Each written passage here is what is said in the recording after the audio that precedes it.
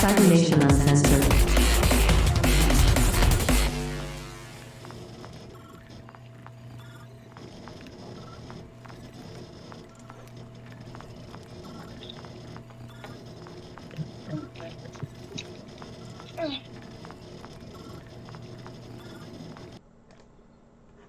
Hey, we're officially live now. Everyone should be able to see us and hear us. At least I hope so. We've been having technical issues. I thank everyone for sticking around through it. But before we get started, everyone say hi. Let's check those mics. Hello. Howdy. Hello.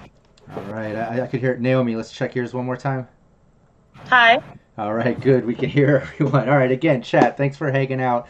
Yeah, this is Team Veritas. We haven't been able to get into Team Veritas in a while because of me being stuck on set, basically for some filmmaking gig, which Valerie was helping me. I was running production design. Very exciting.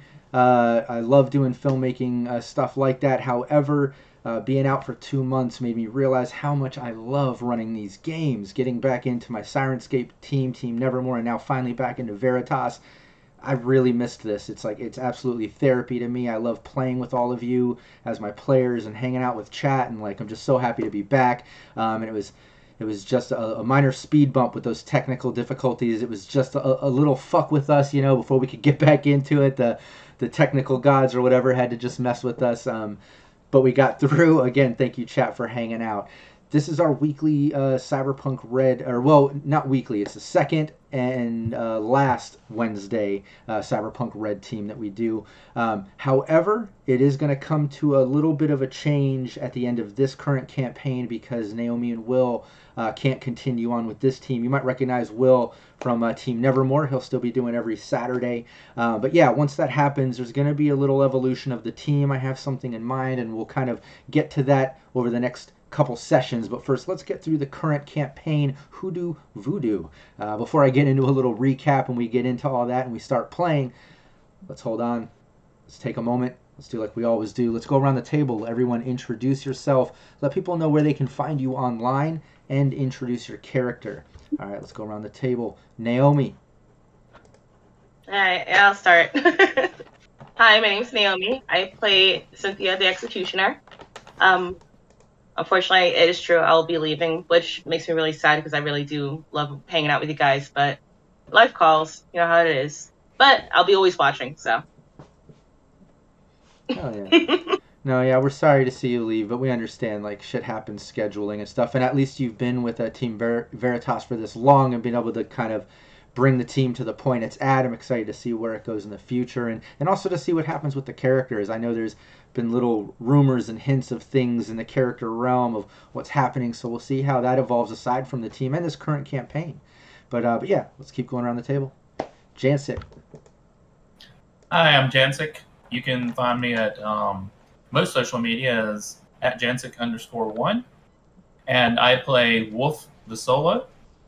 Slightly crazy, little PTSD going on. But trying to keep it level right now.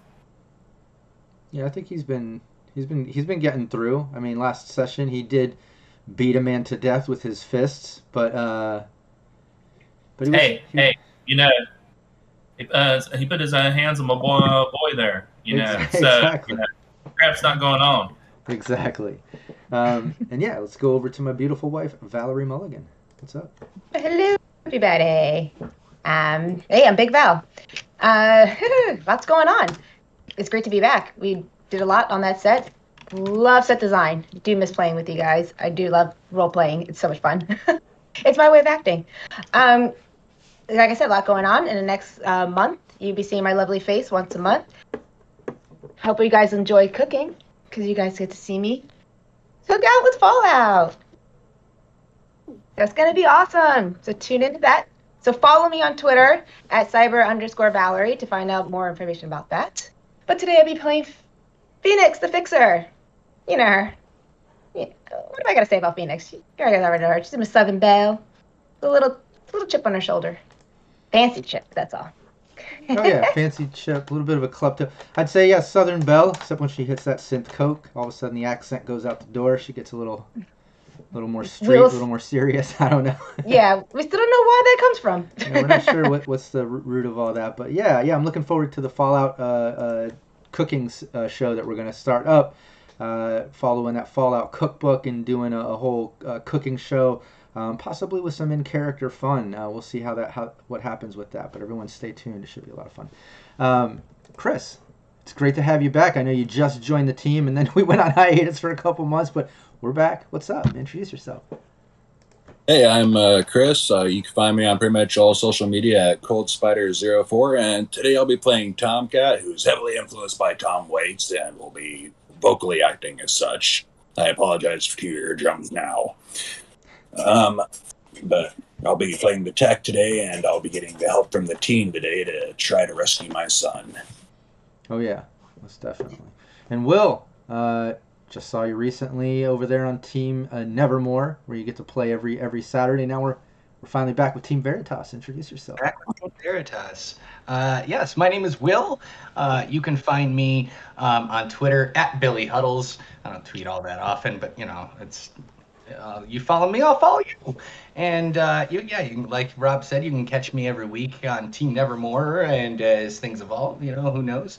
As this week I'll be playing your local gonzo journalist, Looper. And if we're gonna go by influences, gonzo journalists, my favorite gonzo journalist being the man Hunter S. Thompson. So little wacky, a little intense sometimes. Oh yeah. No, I think he's Doing is worth doing right. What was that? Well, anything worth doing right is doing right? Right. When the going gets weird, the weird turn pro. Exactly. Well put. So yeah, I'm excited that you're back. I'm excited everyone's back. But hey, I'm GM Rob Mulligan. I'm the GM here for Team Veritas, but I'm also the founder of Cybernation Uncensored. Check out Cybernation Uncensored for all kinds of gameplay and content. It's not just me. We showcase lots of other game masters as well. Lots of new shows have been coming out. If you check out the current calendar for Cybernation Uncensored, you'll see here on Twitch, we're streaming live pretty much every day of the week. Some days we have multiple shows. And then on YouTube, everything is VOD'd on the Cybernation Uncensored YouTube. And then all those are dropped on 30-plus podcast websites. So however you like your content, we have it out there. Please go check it out.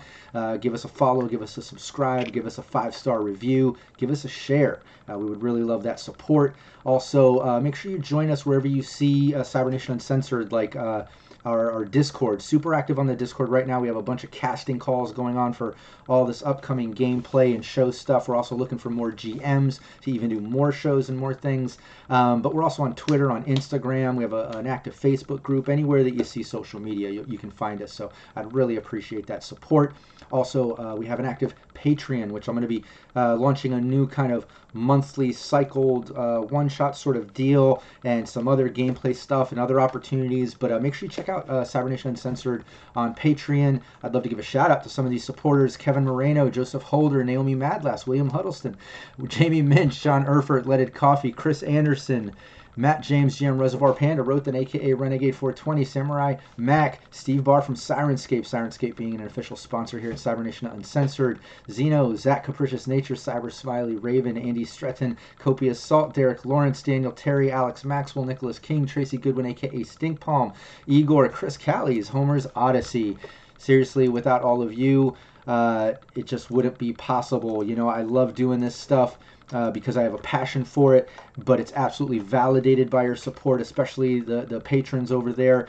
You keep things expanding and growing, and you're just the fuel on the fire, and I just can't thank you enough. So seriously, it means everything to me. Also, chat, thanks so much for always tuning in and contributing ideas like those reward points to give +2s and plot twists and all that fun stuff. I really appreciate that shit too, and I know the team appreciates the help when they get in sticky situations. It's definitely saved the day more than once. So, all right, cool. Let's get into it. Team Veritas. Here we are, second Wednesday and last Wednesday of the month every month. Team Veritas basically is a media company. They're a neocorp, and they're something unique. If you watch any of my teams, I always have them, themed or something weird, or like selling themselves to a corp or something crazy. In this case, they've started their own neocorp. It's a media corporation. They have an exec, a media, a solo, a fixer, now a tech. We've had different characters in the past. Check out all the VODs on the Cybernation Uncensored YouTube so you can get up to date with all the crazy things this team has been through, all the crazy plot twists and NPCs and team members even. They've even had a couple team members come and go, traveling on, even a death, some crazy stuff. So check all that out. But yeah, in the current campaign, basically, they were hit up by Tomcat, coming off of their last campaign. They've been getting some decent press. Looper's been doing a great job getting their stories out, getting more sponsors, paying the bills, and then some. And yeah, Tomcat hunted them down at the 24-hour cafe, saying, "Look, I've heard about you. I'd love your help." Basically, he has an installation at Playland by the Sea. He won a contest for his crazy sideshow brain dance. Tomcat runs a sort of sideshow circusy themed brain dance, all these crazy brain dances that you can't get in mainstream normal stuff, really unique experiences.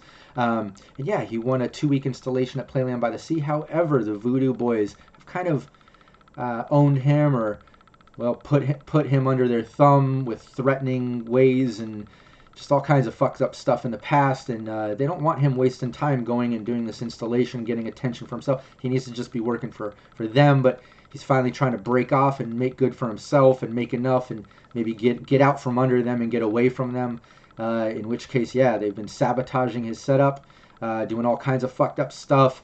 He's been getting threats, and now his kid has come up missing. And the Voodoo boys just recently told him, like, look, you need to play nice or things aren't going to end nicely for your family, little hints like that. So he's finally had it. He went and hunted down Team Veritas, saying, look, I need your help, because you're more than just an edgerunner team. Like, yeah, I need your help as edgerunners to help protect my installation from getting sabotaged, help me get my kid back from the Voodoo boys, which is going to, crazy in itself, definitely edgerunner style. But you're a media company. I need to kind of expose the Voodoo boys for corrupt shit. Let's frame them for something, or just throw them under the bus, or just expose the fuck out of them and just ruin their career right now, make them focus on that, make them do time and have to deal with that, so I can get out from under them and kind of get away and get my kids. So it's kind of a two-parter to this mission, and that's why Team Veritas is perfect for this. And in turn, Tomcat said, hey, I'll boost up your weapons. I do tech work. I'll help soup up your home base and stuff. Any work that you might need. They kind of talked about all that. And now he's staying at the home base, which is a renovated firehouse. I'll bring up the map and imagery. I finally got that uploaded to Fantasy Grounds. Shout out to Fantasy Grounds, another official sponsor here at Cybernation Uncensored. And yeah, the team's been staying there. They basically tried to track down the Voodoo boys and see what's up. They found them at the installation. They've been going around town, doing whatever they can. They found a spot where the Voodoo boys are apparently posted up above a cyber cafe, which is another pool from Jake, Mr. Meatball himself, that the team met out in LA. He's been expanding. He's opening up this shop in Night City and kind of partnered up with the Voodoo boys a little payola for them. They live upstairs. They have their home base up there or whatever. And he said, yeah, they pretty much protect my shop since it's, in the combat zone. That's how a lot of shops work, pay protection. So that's what he's kind of doing. The team, okay, well, now that at least they have a little bit of an in to get into the building and around, and now Phoenix convinced Jake to go out to dinner, which wasn't hard at all. Jake's got a little thing for Phoenix, apparently. And yeah, the team did a little snooping around back. They found a stairwell. The Voodoo boy came out, recognized Tomcat. Wolf had to fuck him up, put him out, basically flatline him. They jacked some keys. They jacked his agent, which they were able to hack. So they found some pictures in there of them partying, Voodoo boys partying stuff. Even one with a couple guys tied up, looked like NCPD, all tied up and gagged and beat up. And then found some other partying pictures and just the different Voodoo boys, a couple that they recognized, kind of stalking Tomcats at the Playland by the Sea, as well as other ones. And those keys, and I think they got like a machete and a weapon from him for whatever that's worth. Dumped his body in the dumpster and hightailed it out of there, out of the area, out of the district, heading back to the home base where Wolf could clean the blood off of him. He wasn't lucky. I think we did a roll on that. He got covered in the guy's blood. So he's going to go clean up while the team kind of hangs out at the home base and comes up with a plan, because they're just a couple hours away from Phoenix on her dinner date with Jake, and the team trying to do whatever they can to get into the home base or do whatever. They got keys, they got the phone, they got those pictures. They kicked around some ideas of trying to make them go out to a possible party in Upper Marina with some hookers and drugs. They talked about maybe incriminating them using photos and just trying to trick them and use whatever they can to make things happen. At least Phoenix can get Jake out of the building. And I don't know, just a few options there that the team was talking about. I'm going to bring up the city sounds with Sirenscape. I'm going to bring up... hold on. First off, chat, let me know if it's too loud. I know sometimes it can get pretty loud there. I'm going to lower the... let's see here. I'm going to lower the sirens too. Get you every time. Yeah, sometimes the sirens can mess with people a little bit there, right? Yeah. Let's see. I've heard it on the podcast. People saying that they trip out and think that they're being followed by cops. But okay, there you go. Chat, let me know if it gets too loud. But some city sounds going. Let's see. I believe we've got there's Night City map there and Fantasy Grounds. In fact, let me trade that out with the home base since I finally got that image up there. Let me share it with the team. All right, there it is. You should be able to see it. And there's the home base. Yeah, it's an abandoned firehouse right there on the top of Old Japantown in the hot zone. Some construction next door. All is happening as they're always renovating the edges of the hot zone and trying to clean that up and dig more and more in. But regardless, that's where you are set up. You're in the bottom garage. You see it's the 3 stories right there with the bathrooms, the kitchen, the spiral staircase, the fireman's pole, the different rooms, community rooms and bedrooms. On the 3rd floor, you do have that trap door to the roof, I believe, is what we opted in for.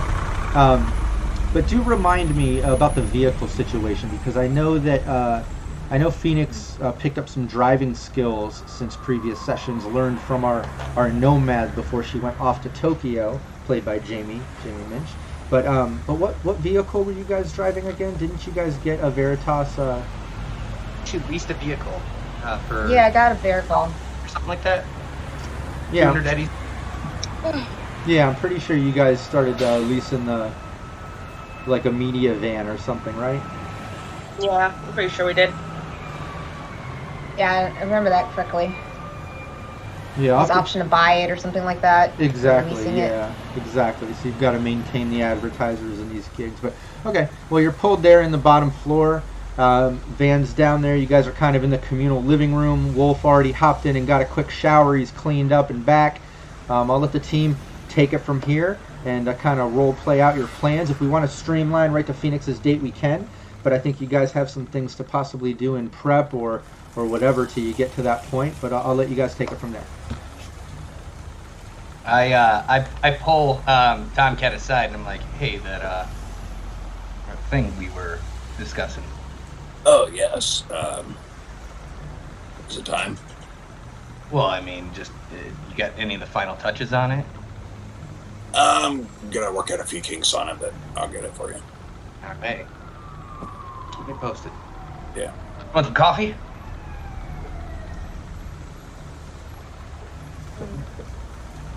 You want some whiskey? What wakes you up, brother? Is it morning or afternoon? What day are we in? It's like late afternoon. Late afternoon. Well, what wakes you up in the middle of the afternoon? Shot of coffee with that whiskey, sir. There we go. Sounds right. Oh, Lord. I'm just going through all my clothes trying to find out something decent to wear for tonight. What all did you find on that phone? Find anything interesting? Just those photos that we came across. There's some contact information as well, but that's been about it so far. Remember we were talking about, we had some options of, I believe it was Cynthia mentioned contacting the real Voodoo boys and having them attack the poser gang. Somebody said something about hooking them up like with a party or something and calling them and trying to get them to come over. Like that's like drugs and hookers or something. And then having the cops kind of show up and cross range on it. Yeah. What's everybody's thoughts on that? Wait, here. pointing your enemies at each other, especially if they're enemies. Always a good idea. As long as it keeps you out of the crosshairs. Exactly. Man. We're on pretty good terms with NCPD right now. Let's not screw that up. And not to interject and put too much meta into this. However, I do know we've been off for over 2 months. But yeah, remember that part of this is you're going to have to do a believability check at the end. You've got to release some type of media thing incriminating the Voodoo Boys, whether it's real or you're incriminating them with some shit or whatever. So just think of pieces of evidence, things that you need to gather towards that believability check, Looper, as well as that's throwing them under the bus. So hopefully that's successful, and they have to fuck with all the repercussions of that they have to deal with. That takes them off of Tomcat's asses as you guys are getting away with his kid, and he can take care of what he needs to take care of. But yeah, keep that in mind too. Yeah, Looper, those pictures help you? The ones you got where they're beating up those cops? I mean, a little bit.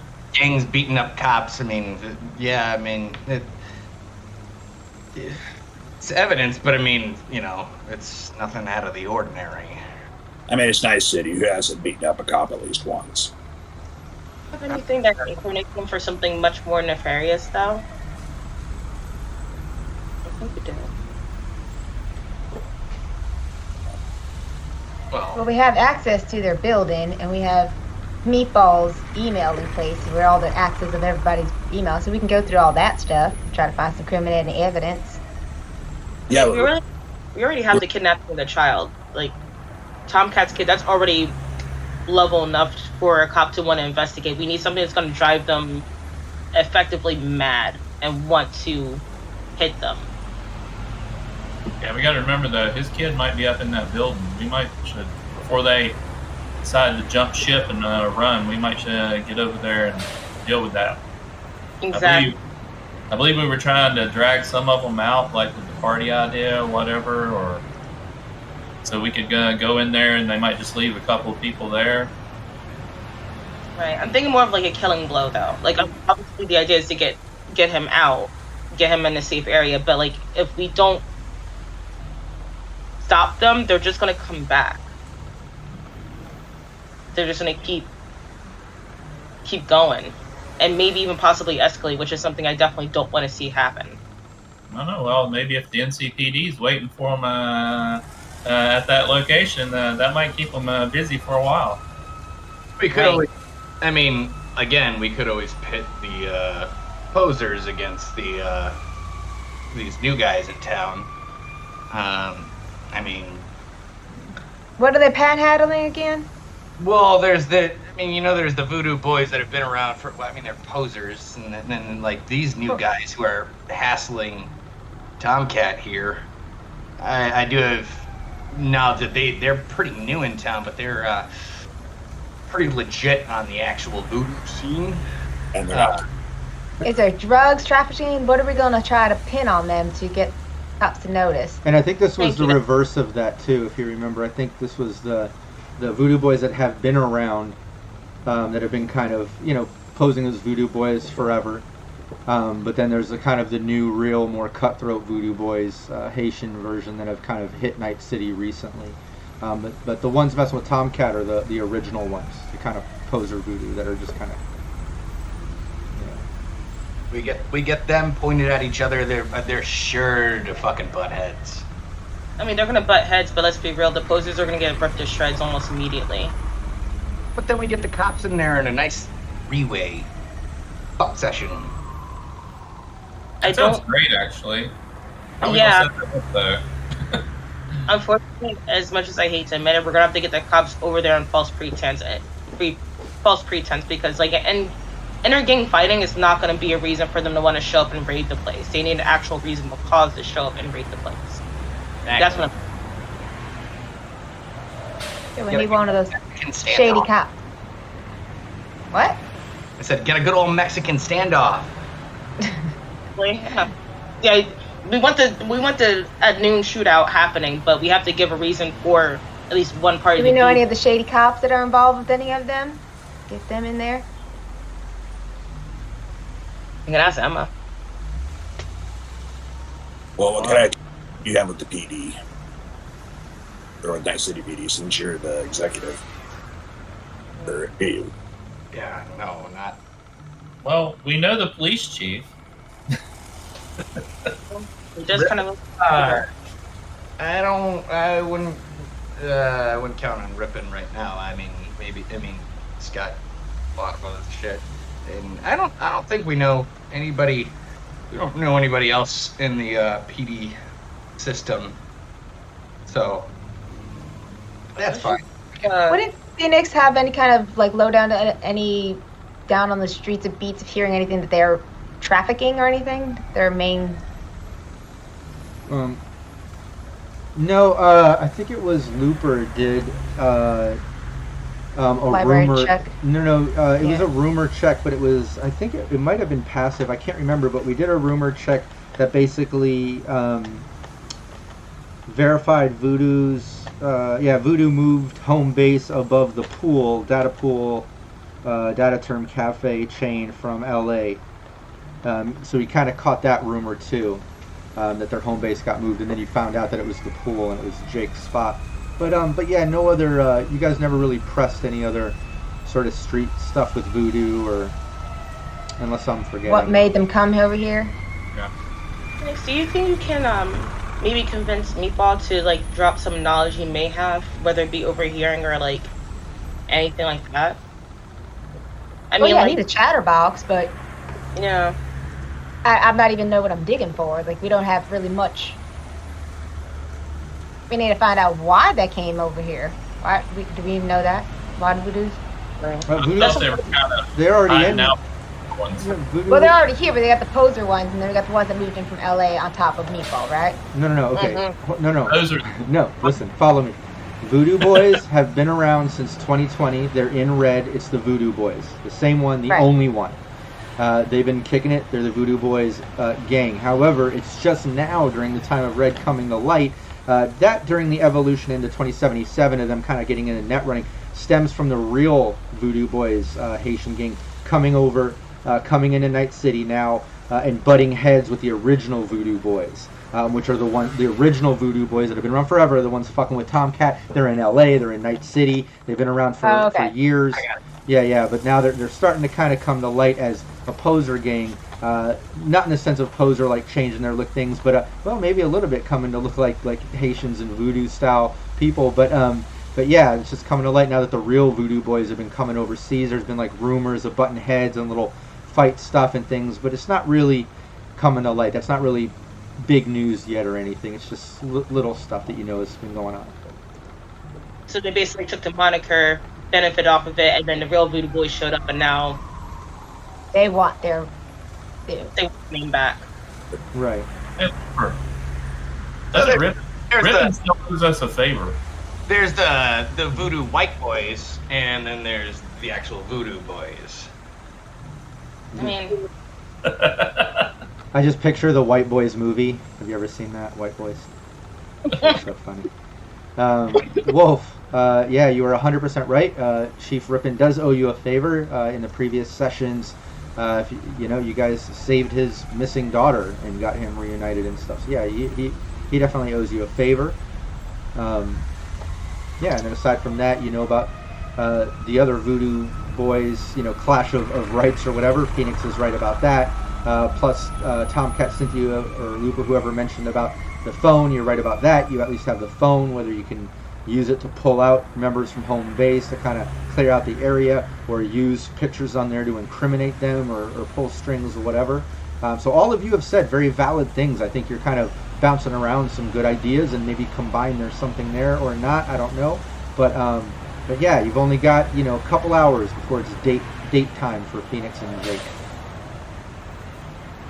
we tried looking into their place. We didn't really find much of anything there that's gonna help us. I say, Phoenix, you go on the date. We get what we can get. That way, if we do need to get a hold of Rippin, which I'm not always. I'm pretty apprehensive to cash in a favor until I really need to. So we get what we can out of this guy, and possibly we can get a better lead to set him on the trail. Well, I kind of thought when she spoke to him earlier, he kind of didn't know anything about them. He just kind of was like, oh, they just come in, they offered to set this up for me, and he didn't seem to... They're just kind of using Meatball. Yeah. Like I said, you probably need to get in his terminal or on his computers, whatever going on in his little building, because, you know, they kind of took shop and brought him in as a buffer. So Emma said there was another system, but it was upstairs, and we would have to get she would have to get up there to access it. Get me in Right. there. And even with one of the spaces, we didn't even find much of anything to indicate anything else going on, other than them party.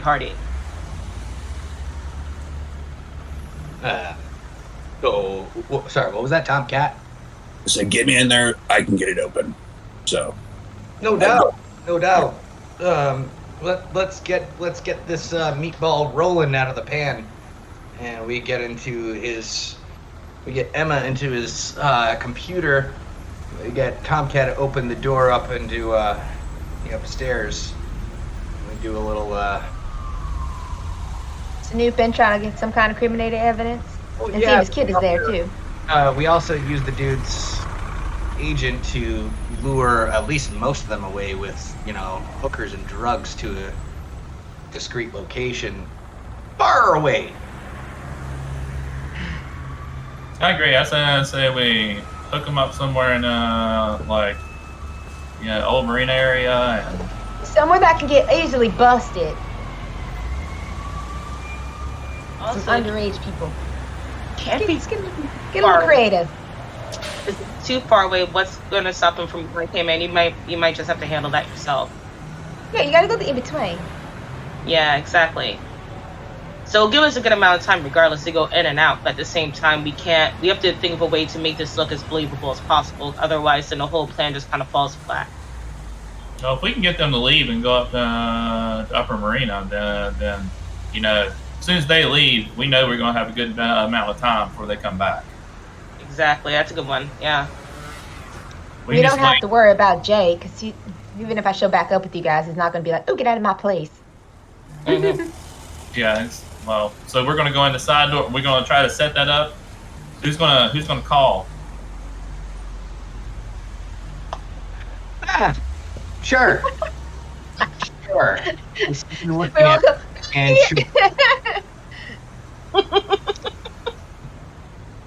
I can probably fake my way through this. Have a little Or do a little taxing. experience and was in some theater in school. Do you remember what he sounded? Maybe you could do some texting, like she said. Yeah, just text them. It'd be much easier to do that. Don't call them because they're gonna know. Like, I recognize this guy. Yeah, I'll say without even doing an intellect check, intellectual or intelligence check, or any type of self-aware check skill that we can think of, without even having to do any of that. Looper already knows like he's not the right ethnicity to pull off this voodoo boy. It's just not. I don't think it's going to work on a video chat or a call. I said texting. Remember, most agents are video too. Oh, right. So, I mean, I could play off, a real light skin, but I don't think it's gonna work. Let me shoot him a text, and if we can get a good. I hate to ask, Phoenix and Cynthia. Dress up as scantily clad hookers, so you can be showing some video while you're talking. You can fake the voice some things. Thank you for not making me say it. Jesus.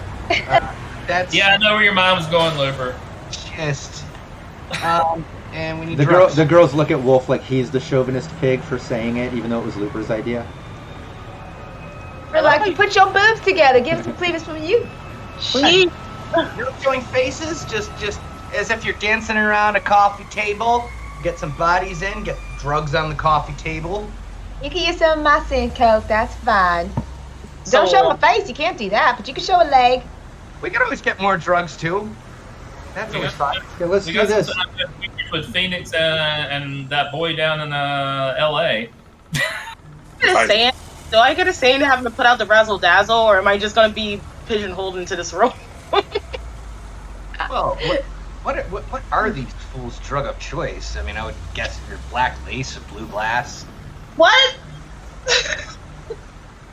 Not you, the fucking voodoo boys. What's gonna entice them more? I mean, I don't know anything on that phone that's Well, I think if on the phone when you see on the party pictures, there's they're doing synth coke, they're drinking, they're smoking, stuff like that.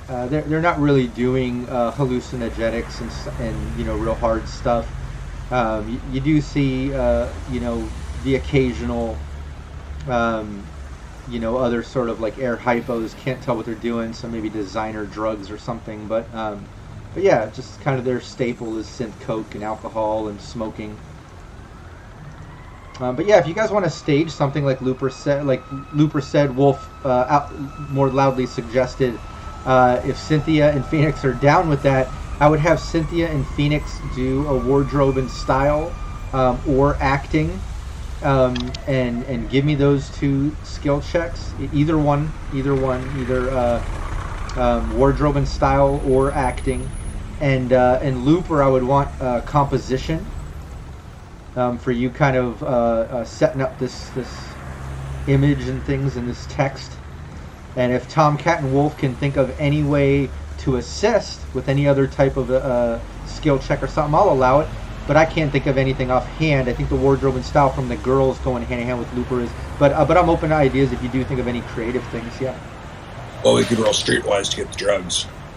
Oh yeah, if you want to add more drugs to it and stuff, you could do that.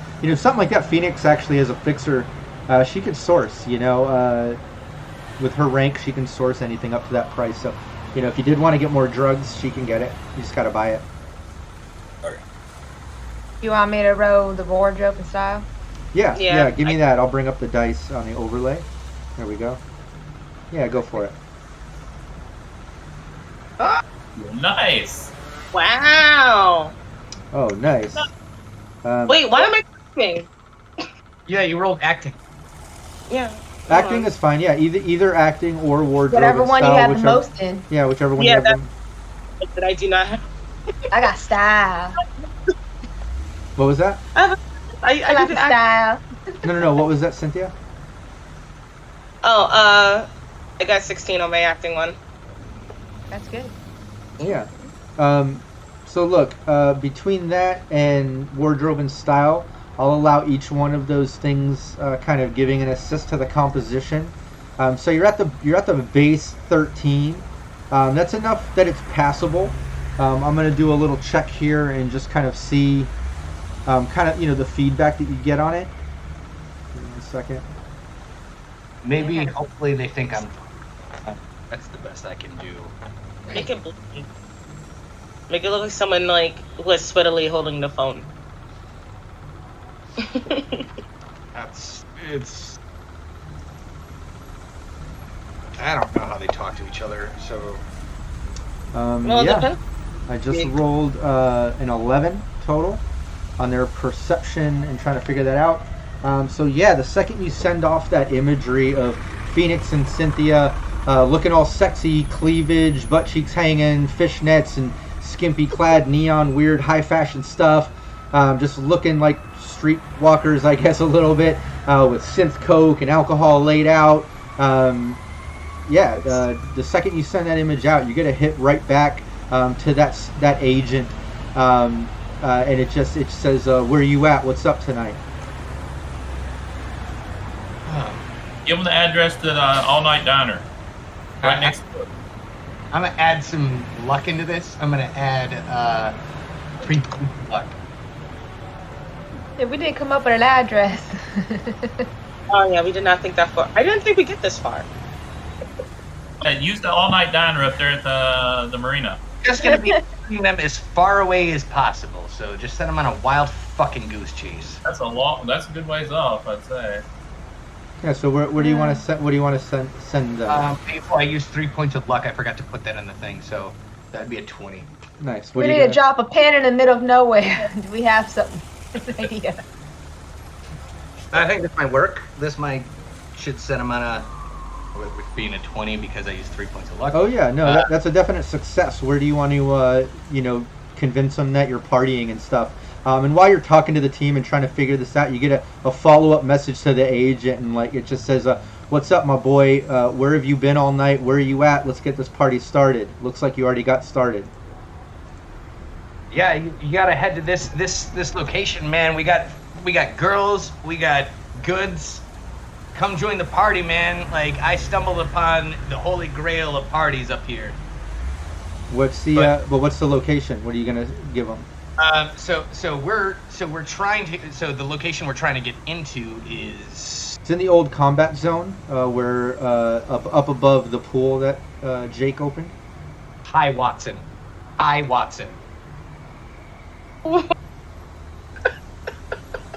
Real up there in Watson.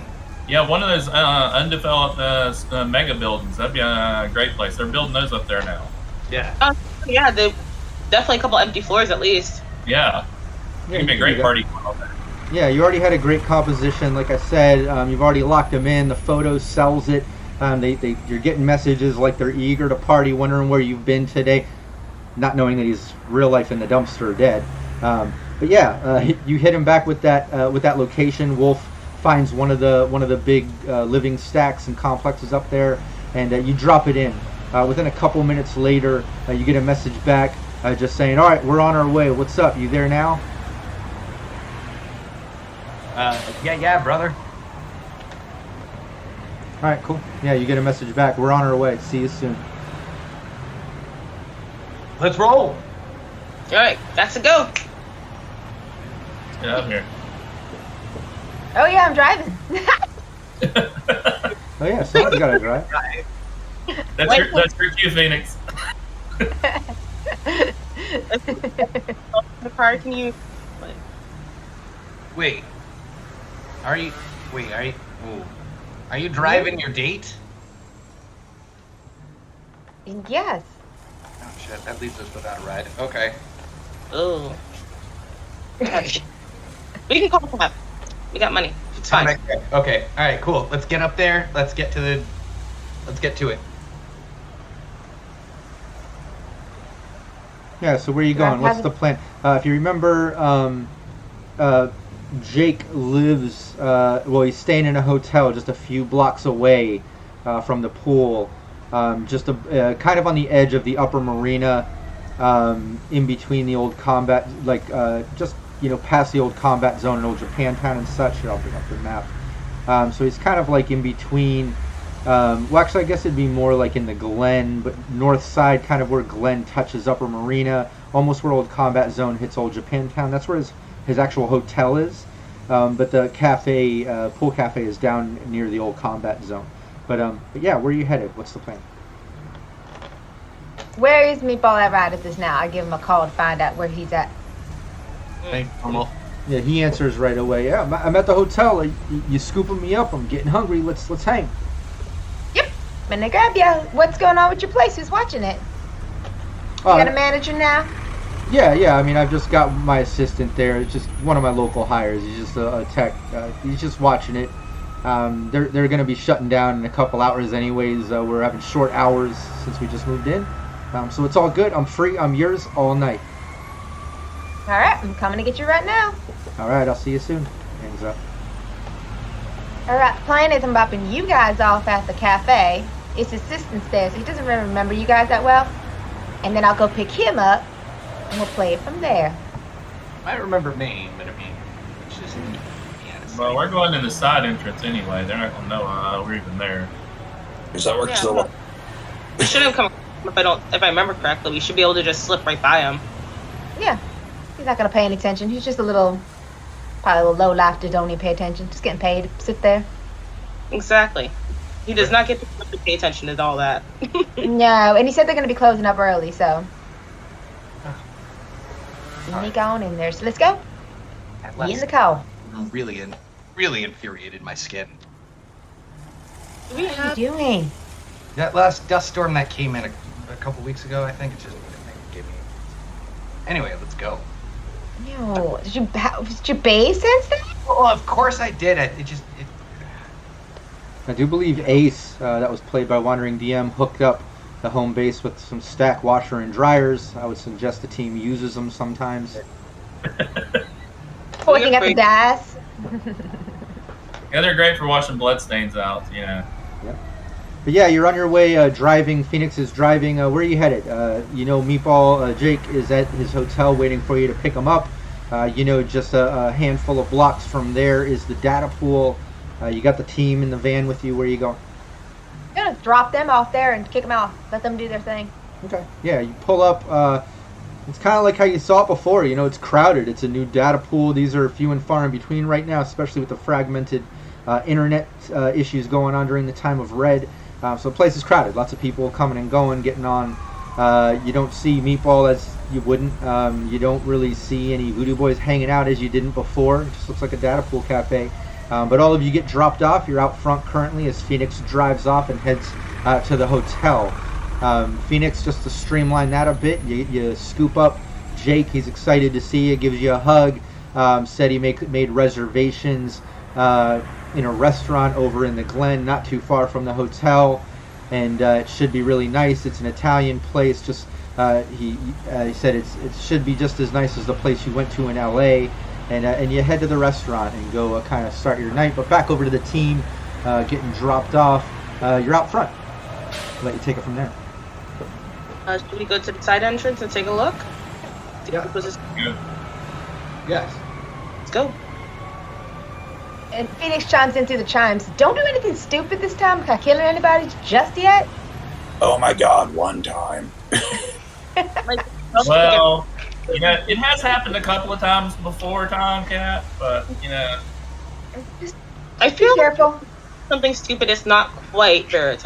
I'm gonna be completely real with you guys. All right, let's go down here. You got the keys, Tomcat? Oh yeah. One of these pockets. Jesus. All right. I'll go ahead and check the door and unlock it. Yeah, it unlocks. One of the keys works, and you've got the door unlocked. Hey, you want to go ahead? You want to open? I'll hold a gun here. There's another guy in there. Let me wait. Hold up. Let's just try to be quiet and see if we hear anybody and move slow. Let's move slow for the beginning until we can know this place is fully swept. We're rolling. Slow. Yeah, let's get a stealth from Tomcat. And then let's get a perception from everyone else except for Phoenix. I'm just listening to these fools. Yeah, let's keep that in mind. Everyone has the internal comms too as a team. So you guys do hear each other. You can't communicate internally, whatever. So yeah, at least hear.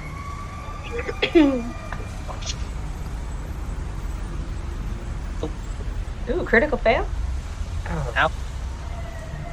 Okay, camera's messing up a little bit.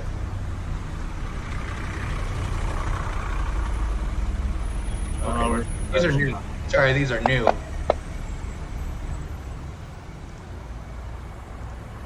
Where's perception at again? Very top. Nice. Yeah, you open the door. Tomcat does it pretty stealthily with that 15. That's a good roll. Opens it. The door barely makes any noise. You're all leaning in. Looper's trying to film. You can see that the stairs kind of creep all the way up. Great perception, Wolf. Top of it, you and let's see, 15. Oh, Cynthia, that's a great perception too. Yours was 19. Yeah, Looper, you're kind of filming and checking out the stairs that kind of go up in the door. You're catching some voodoo tags on the wall and some empty bottles and things like that. And you're just kind of getting that, not noticing where the stairs go as much as Cynthia and Wolf, who both notice it goes up to a door. You can see some light coming from under the door, and you can hear some music playing, but you hear some chattering, and both of you hear that. Like, you can tell there's some people up there. Sounds like maybe about 2 people, because you hear 2 distinct voices. But Wolf, even above that, you can hear specifically one of them say, "Did you hear that?" And some mumbling, and then some footsteps coming towards that door at the top. Hey, get back. Shut the door. Step around. Wait till someone. If someone comes and checks, I want to be prepared to grab them and jerk them out. Okay. Yeah, you can do that. You can be right there and hold your move until someone opens. What's that, Cynthia? Be on like his sideline, ready to like hold the gun to him, so like they don't even try. Like has her handgun out, like, mm-mm. Nice. What about Tomcat and Looper? I've got ready, and I stacked from the last guy, so that way we can do it quietly. I draw stupid games. My pistol. Nice. Yeah, you've got stupid games out, and y'all prep for that, and then let's go over to Phoenix, who goes into the restaurant, orders a meal. Jake gets some appetizers that are there, some drinks. You're hanging out, mingling, and Jake is basically just asking you about, normal life stuff, what you've been up to since he saw you in LA, how's things going in Night City, and then he starts, you're just keeping him busy, engaging in conversation about his work and things like that. Give me a conversation check.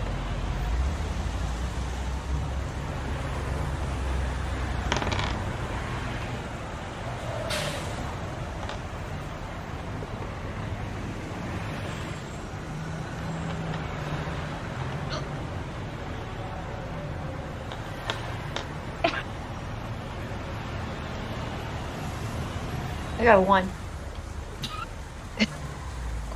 Yeah. So did you start telling yourself what happened?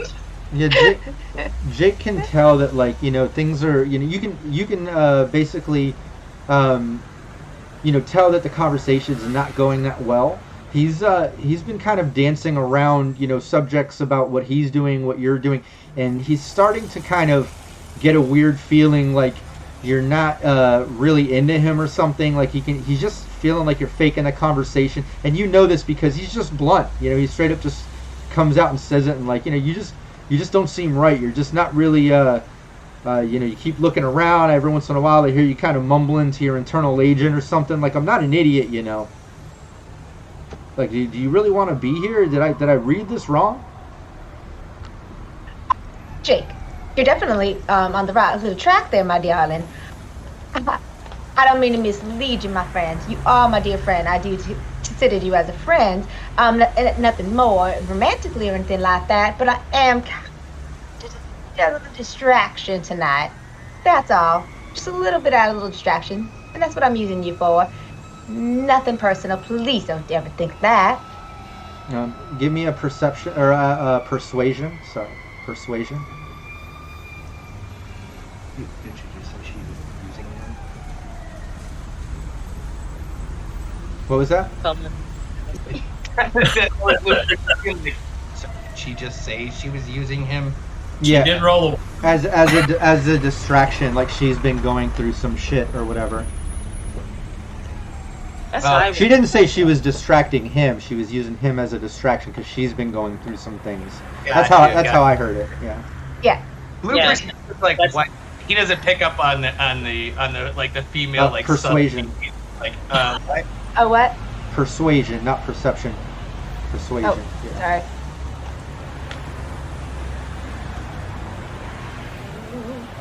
Yeah. That a girl. Nice. Yeah, he yeah, you say that. No, okay. I can understand that. That's fine. I'm getting the feeling you're not all here. I'm a distraction from what? What happened? I mean, I'm happy to kind of get you out of your mood, but I can't help but feel like a tool here. I mean, but what happened? Fixer worker stuff. Trying to be a fixer in my little world, and I'm just getting pushed aside because I'm just a young little female. Just drama shit. Got gangs over here wanting stuff, gangs over here wanting things. Just keep track of everybody. That's all. Just wanted a little night out with somebody who's not from around here. All right, I can understand that. That's fine. Another round of drinks. All right. And he orders another round. That sounds good even though I'm driving, but I'll take another drink. I'll risk it. And back over to the team, and keeping in mind, just a little side note, this is role-playing, drink responsibly, don't drink and drive, anyone out there. This is a game, we're faking this is role-playing, these characters are not real. Alright. But yeah, back over to the team, you're all standing outside of the door, propped up kind of in the formation that you described, as you see the door open, and you see Voodoo Boy, clear as day. They have a distinct look whether it's the kind of synth dreads with the chrome tips and the Voodoo Boys kind of tag tattooed on the neck, the clothing sort of shag sort of leathers mixed with chrome and armor jack and things that they wear. But yeah, it's clear as day a Voodoo Boy opening the door, and he steps out and just instantly looks shocked as Wolf, you were holding your turn. Give me a brawling. Thanks, Stink Palm, by the way. And this is it's got to be contested here. But I'm going to put him at a -2 because you got the jump on him holding your turn. Can I use martial arts? No, it has to be brawling to grapple. Okay. I forgot to put the -2 in, but yeah, 17 for me. Oh, well, it rolled, but it didn't show up. Let me try again. Oh, you got some +2s there. Thanks, Stink Palm. We got Everyone, 3 check plus- out Stink Palm's I Know You're a Twit, but What Am I campaign that he does at noon Pacific time every Monday on the Cybernation Uncensored channel. I'm gonna On use Cyberpunk +2. RED. He's doing a great job. 3 could be. What was that, Wolf? I said I was going to use a +2. Well, now if you're going to call it after, you would have to use 2 of them for the cost of a +2, which is the only way you're going to be able to grapple this guy because it goes to a defender, and he's at 17, and that's what you rolled. Go How ahead. about 2 points of luck? 2 points of luck to put me to an 18. There you go.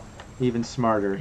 So yeah, he comes out and just looks shocked, and you grapple him up as he scurries to like grab a pistol out, but you've got him pretty much grappled up.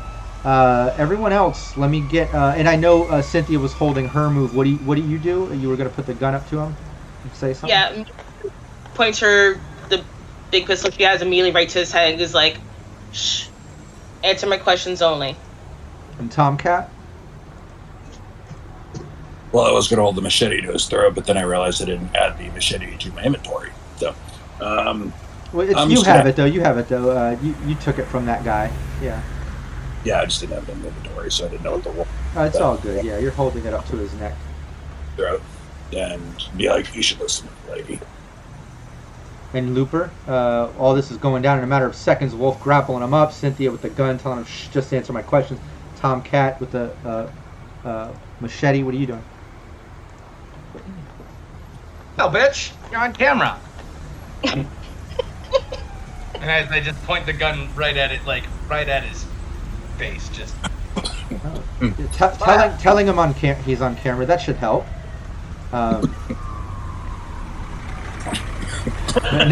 But yeah, he looks terrified. He's stepping out instantly, grappled up with a couple of guns to his face and a machete to his neck. He just instantly starts sweating. As we go back over to Phoenix, who's with Meatball, and yeah, Jake just continues on talking. You guys have drinks. Let me get one more conversation check just to see if you can kind of keep him in it.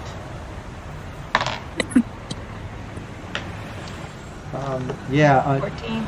Yeah, as it goes on a little bit longer, you get the next round of drinks and you're drinking, you start chatting a little bit more, and you can tell Jake is starting to lose a little bit of interest.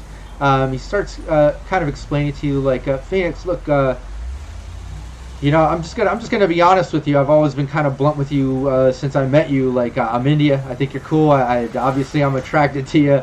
I thought it was reciprocal, but like obviously I'm a distraction. You're going through some shit, and don't get me wrong, I understand that. I totally understand that. Everyone needs a distraction, but with everything I'm doing, I'm not in a position to be a distraction. And if you don't mind, I'm gonna go ahead and cut this dinner date short. Get back to my hotel and just start planning my day. I got so many meetings tomorrow with sponsors for the shop, and nothing against you. I can't do this tonight. I'm just not feeling it anymore. I'm sorry. That sounds like fun. I can at least go back and help you with your meetings. We can do some fun business stuff. You don't have to actually drinking or anything like that. I'm really good at doing fixer stuff. Oh, what? Yeah, give me a persuasion again. Where did it go? Say while she's doing that, can, like, as I hear that on the comms being like, can we get Emma down to the computers? on it.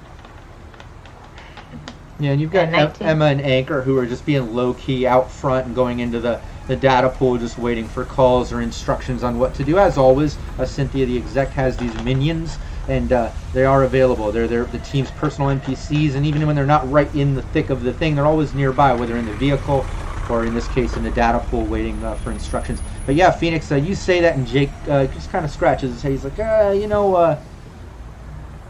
all right. I could maybe use some help crunching some numbers. You say you're good with paperwork and shit like that. Not gonna lie, I thought this relationship was gonna go in a different direction, but maybe a little business relationship here. Maybe there's something else to this. Phoenix, let's do it. You want to come back and work with me tonight? Fuck this dinner. I'm gonna order in. Let's go to the hotel and put in some work. Alright, let's do this. I made a note loud enough for everybody to know the next plan is we're going to the hotel. Yay! Yeah, and you hop in and start heading. Quick, you heading back already? I just kind of mumbled, I'm gonna kill you off.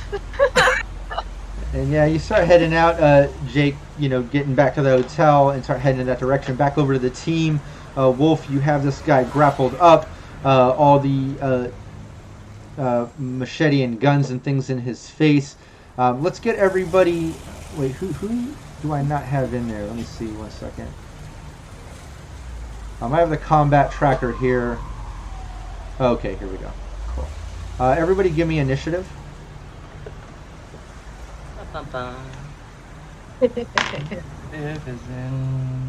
There's initiative. It's in the beginning. Me? Like the main. Oh, there it is. There it is. Yeah. Middle left. Ah, man. Every time I roll for initiative, this is weird. Alright. OC Craven. Is it OC Craven or OCK Raven? Am I saying that wrong? But business is pleasure. Very true, especially in Night City. And pleasure is business to some. No, Alright. that's not a familiar Raven, sorry. Yeah. Did we get everyone's initiative going? Oh, no, hold on. You want me? Not me, because I'm not a part of that craziness. Oh, I didn't get Tom. Just- Yeah, there it is.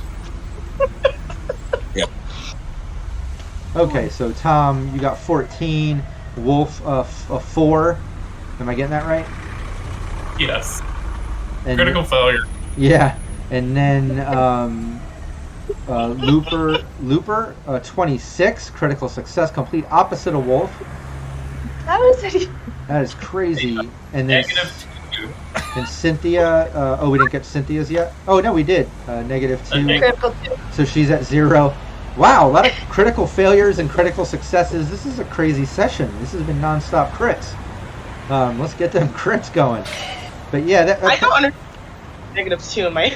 that's insane. But yeah, wraps all this up. Everything was said. The guns, the machetes, everything up to a head. The dude starts sweating, and we're in initiative order now. And Looper, you're up first.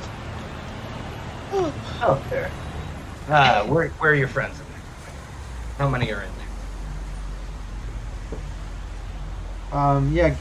He starts kind of like squirming and like looking at all of you and looking at the weapons all in his face. Give me a persuasion.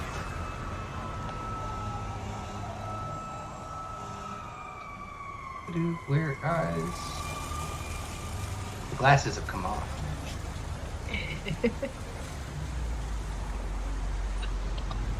Oh shit, I gotta drop it in there. Hold on a second. Wow. Nice. Good for you, Looper. You're rolling really well today. For once. I know. I think it's a surprise.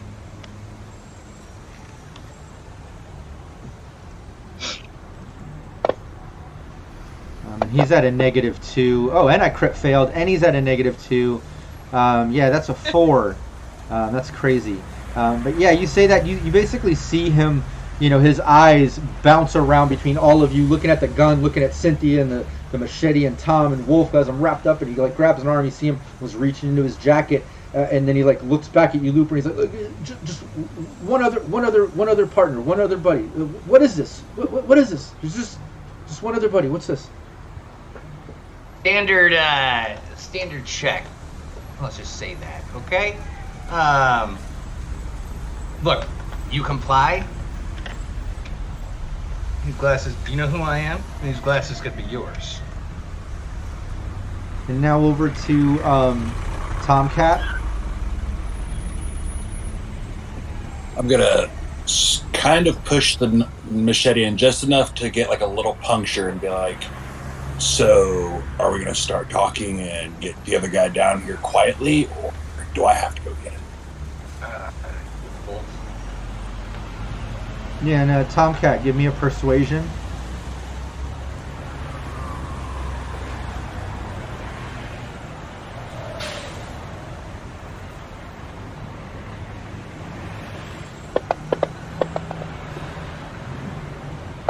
I'm also doing, just for the sake of chat that sees, I'm doing that perception. Yeah, for, he looks up and he looks at you, Tomcat, and he's just like, what? Okay, no reason to get violent. I'll call him down, whatever you want. And he looks at you and he just kind of stops. You motherfucker! We've been looking for you. What the fuck? What is this? What's this about? And he starts like kind of struggling a little bit.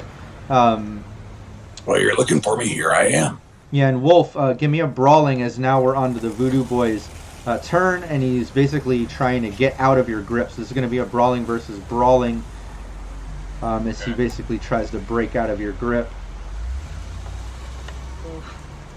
That's pretty low. And well, both of you are at a -2. But yeah, he kind of like squirms and like, fine, I'll calm down. Just don't do it. You motherfucker, we've been looking for you. What the fuck is this? And he kind of like weasels his way out of Wolf's grip, just pulling his arm and getting out, and then tries to like open the door the door's already open, like kind of scurry back in the door, using his movement, basically getting halfway up the stairs, as he's yelling out, and he's like, what the fuck, it's a raid, and he starts yelling as he's going halfway up the stairs. And now we're over to Wolf. Alright. I have my bow, so I'm going to see if I can shoot him. He's yelling now. Can't have that.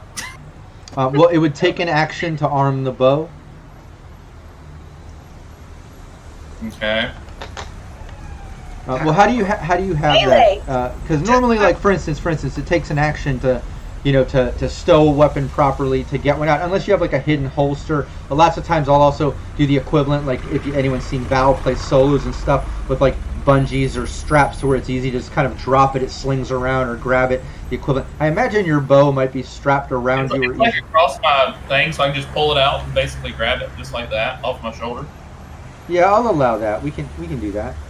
Yeah, give me your shoulder arms. And yeah, this is just going to be. Well, you gotta beat 15. 15 is your DV. 19. Nice, yeah, it lands. Give me the damage. Alright.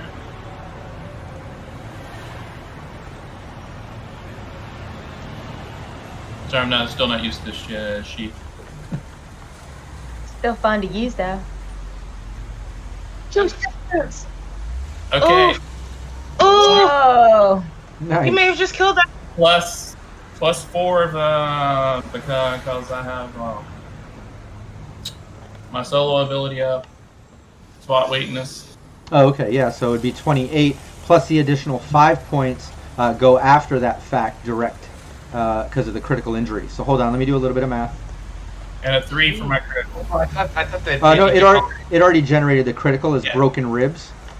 Oh, okay. Yeah, Fantasy Grounds automatically rocks that out, which is awesome. So, yeah, we can totally imagine that crossbow, the bolt just jams into his back as he's running up, cracking through a rib as it goes in. But let me do the math here real quick. That was a great shot. Hey, you want me to kill that guy for you? Kill that guy for you? Jeez, Wolf. I need to interrogate him. I don't even get up there and hurt Tom's kid. I need to interrogate one of them. Aim for Still alive. Aim for the lights. I don't Nice, think yeah. he was aiming. Oh, yeah, the additional 5. Oh my god. Yeah, I forgot about the additional 5 points for the crit. Let me do that math. And then also the broken ribs at the end of every turn, where he moves further than 4 yards on foot. He resuffers his critical injuries, bone damage, directly to his HP. So that's pretty brutal.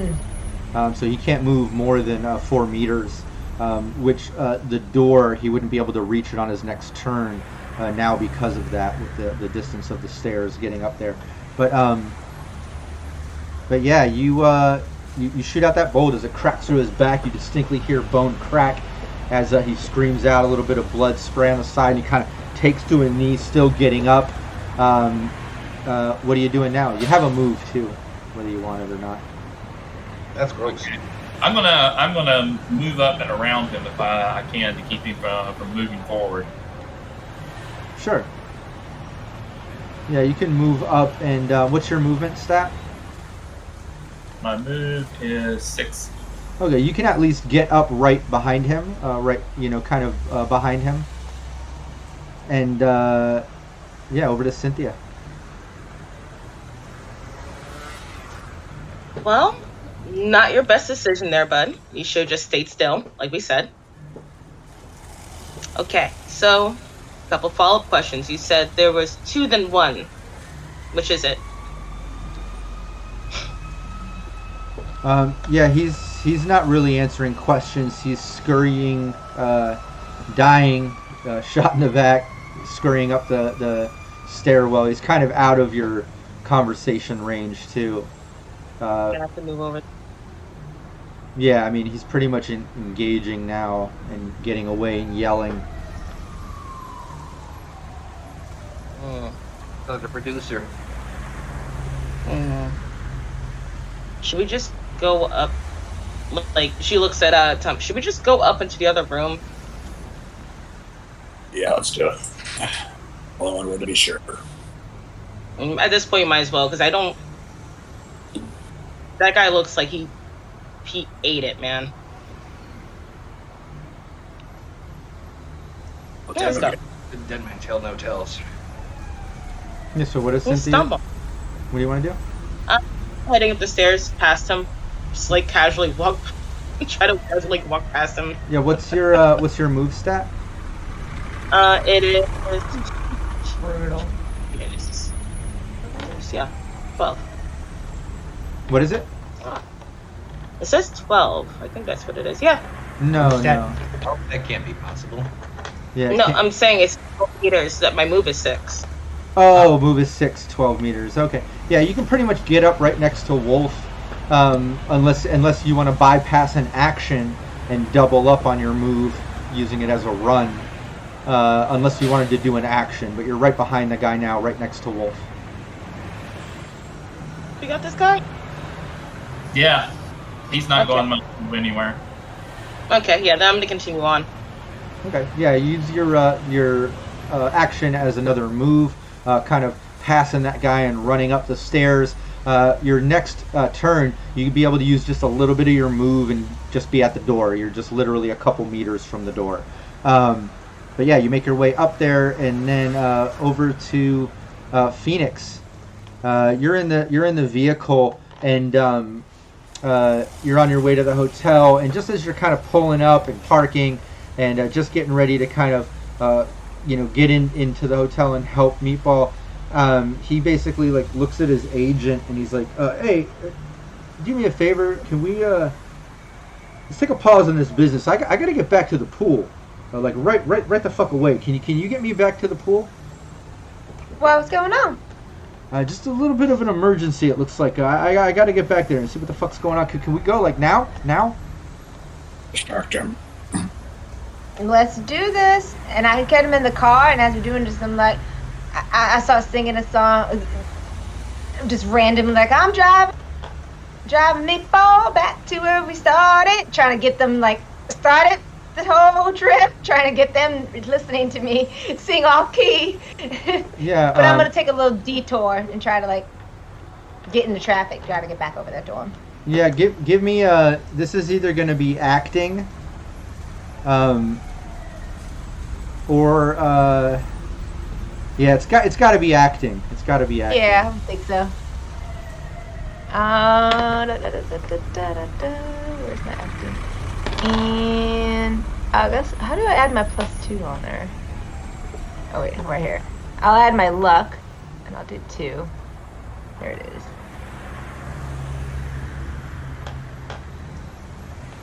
Nice. Yeah, he just looks at you and and his agent it's really fucking weird song. But whatever. Okay. But yeah, thank you. Let's get back there right away. This is weird. Let's take our 5-minute bio break right here. Chat, don't go anywhere. We will be back in 5 minutes as the team is dealing with one of the Voodoo boys in the stairwell as Cynthia's running up towards the door. The guy was yelling out, saying it's a raid and whatnot. And now on Phoenix's end, out with as a distraction to Jake, aka Meatball. He's getting something on his agent, saying, "Hey, we got to get back to the pool. Something's going down." Phoenix, at least stealthily and acting, saying it to the team, so now they're aware at least. Something to think about. But yeah, when we get back, we'll take it right where we left off. Everybody in chat, don't go anywhere. We'll be right back. 5 minutes. I'm going to leave the mics hot so you can hear what the team is planning or if anyone wants to interact. Thanks so much. Be right back. Really? I was trying just to hold the guy. Really? You gotta shoot him in the back with a bow and arrow. You couldn't grapple him, grab him by the legs, quickly with a bow. Listen, I really didn't expect to nearly take him out with a single shot with the bow.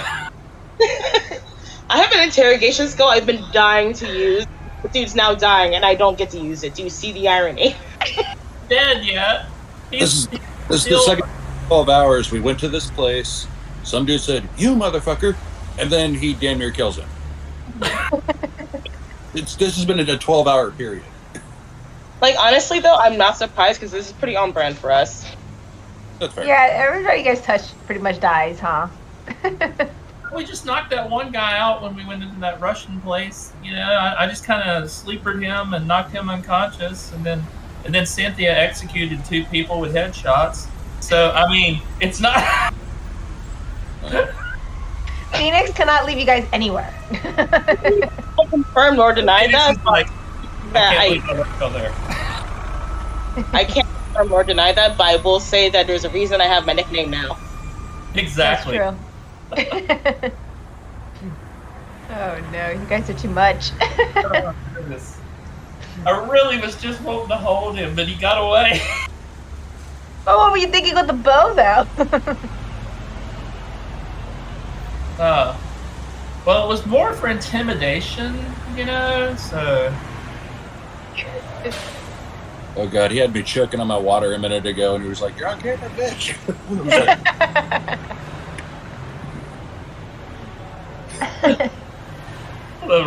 And Rob's like, "Yeah, that'll get me to talk." Right? No, were there 1 or 2 people upstairs? I believe he said there was just 2 of them and 1 guy upstairs. So if it's 1 guy upstairs with Tom's kid, and he doesn't get to do anything. Oh, It's Lord. gonna go anywhere. This is gonna be a total nightmare. Hey, maybe I'll get to use that cyber snake. We're supposed to be getting evidence on that, not just still doing shit on ourselves. No. Tomato, tomato. Honestly, Yeah, well, Wolf's first priority is to make sure that his kid is safe. And if these 2 guys have to die to make sure he stays safe, then that's a small price to pay.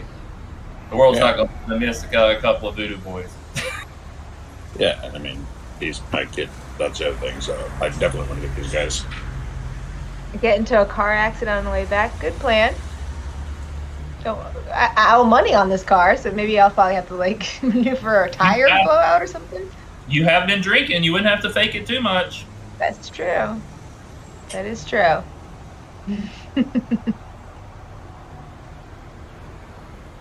We try to find where there's a DUI checkpoint. Phoenix is gonna get arrested. Damn it! Yeah, that's your favor from Rippin. We can call Rippin and say, "Hey, there's a drunk driver. Go get her." Oh no! Don't arrest her. Do not arrest me. You guys are too much.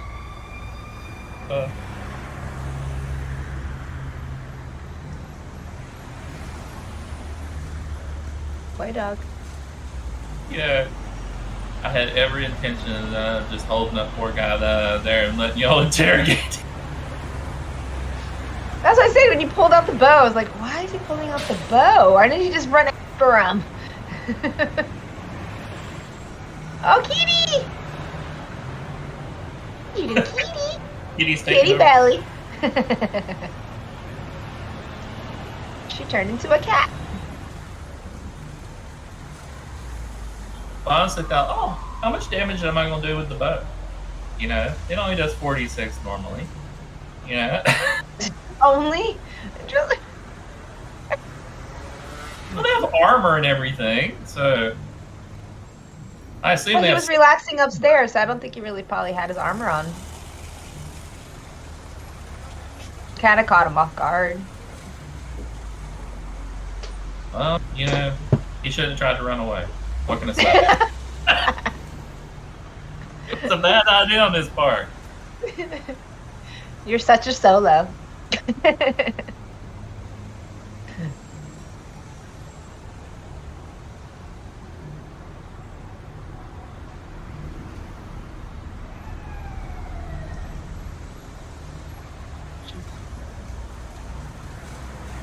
I don't know. First Oh. that come in. You and Cynthia were Makeup. killing more people than me. Who's killing more people? You and Cynthia were killing more people than me when we went in that Russian hideout. I don't kill people. Venus is a good girl. She don't do nothing like that. She doesn't lose her temper.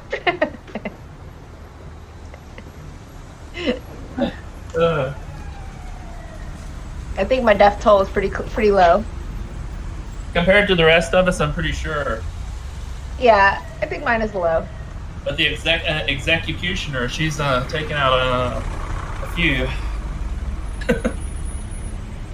Oh, let me get water. I think Bailey wants water.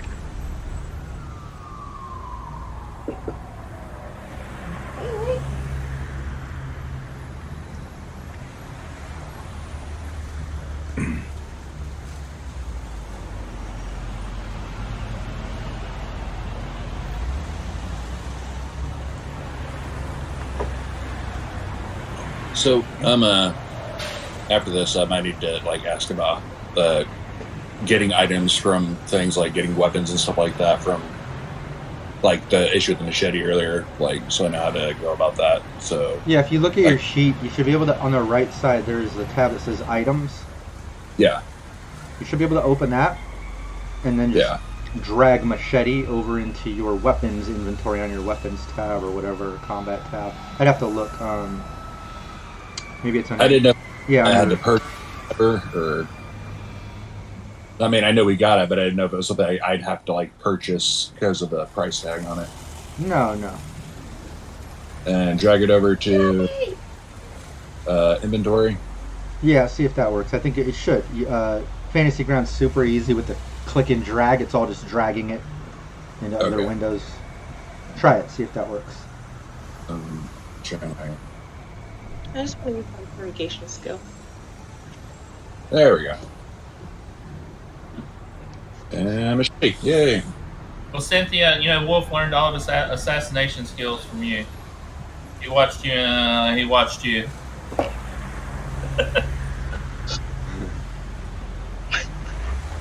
I'm not even sad.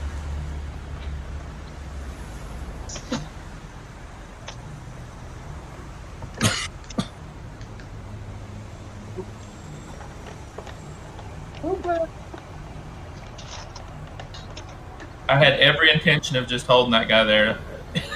Keep saying that. Isn't it funny? Like when you have all these plans, and then the dice are just like, nope. Like, Wolf just straight up obliterated the guy. The guy was like, I'm gonna make a run. No. Well, at least he didn't die like the last one. He's still alive. It's like we're all part of the corporation called Fuckers United. Oh, I just got your message too about seeing the rolls. No, I made those visible in the last game. I guess it's across board, but now you should be able to see all the rolls of the enemies and people you're coming across. Unless I don't have them loaded in, I'm still doing physical rolls, and I also do pre-rolls in all my campaigns. It's a little time saver. I've mentioned it in my GM Tips series. I'll do a handful of pre-rolls, and I'll knock them out in order depending on when I need some type of roll. And I'll just add it to the base of whatever I might need. But yeah, you should be able to see them in Fantasy Grounds now. I got that fixed. But thanks for pointing that out, Will, just in case, you know? Yeah.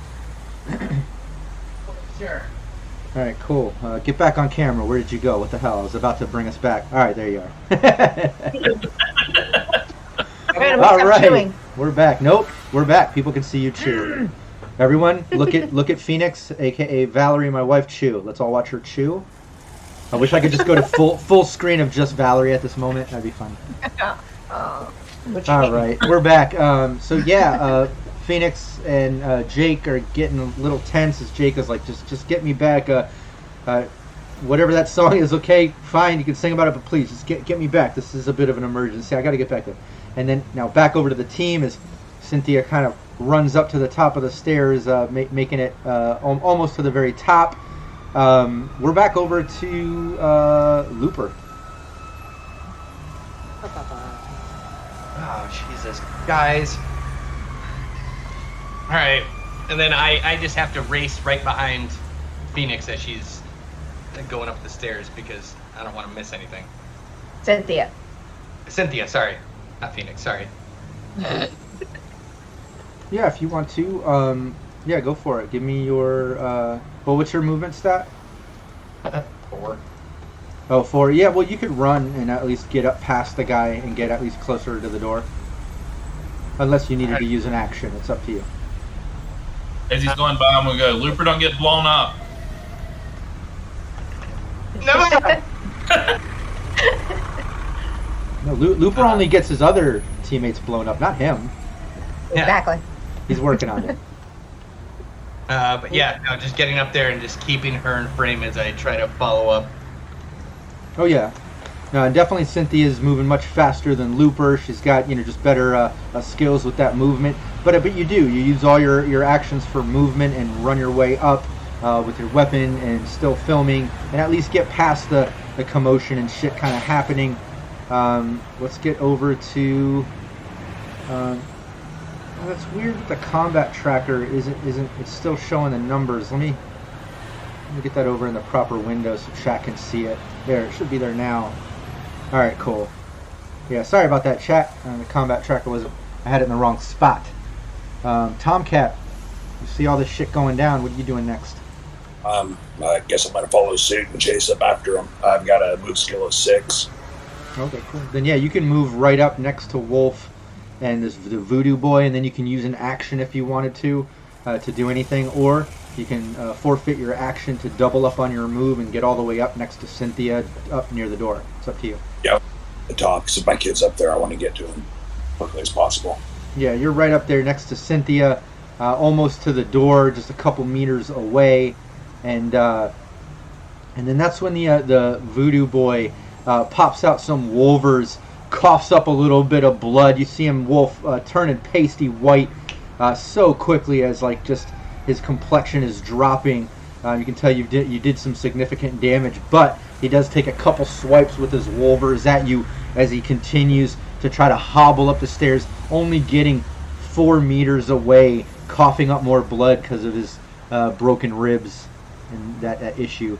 But yeah, give me 2 evasions as I give you 2 melees. Ooh. We do have 2 plus 2s there, dude. Too late, he already rolled unless it's double after. Yeah, first one you dodge, second one is a hit. So yeah, let me give some and this is half your SP. 7 points of damage. So I believe you only got like 1 point of damage. 1 point. But it did ablate, so now you're at 10 with the SP. You get 1 point of damage as he just pathetically swipes again. Oh wait 1 second here. Wait 1 second here. I might have fucked that up. No, it still would have been. I almost forgot the -2 because he is seriously wounded, but it's still with that 7 evasion versus his 15. Even with that 2. What was that? Does he have martial arts? It's only half armor if he has martial arts. No, melee attacks are half SP. Martial arts and melee. Any melee attack is half SP rounded up as well. Okay. But yeah, he just that second hit barely does any damage. Hobbles another 4 meters up away from you up the stairs. Cynthia, over to you. You're almost to the very top, just a few meters away from the door. Do I shoot the guy or do I open the door? Armor.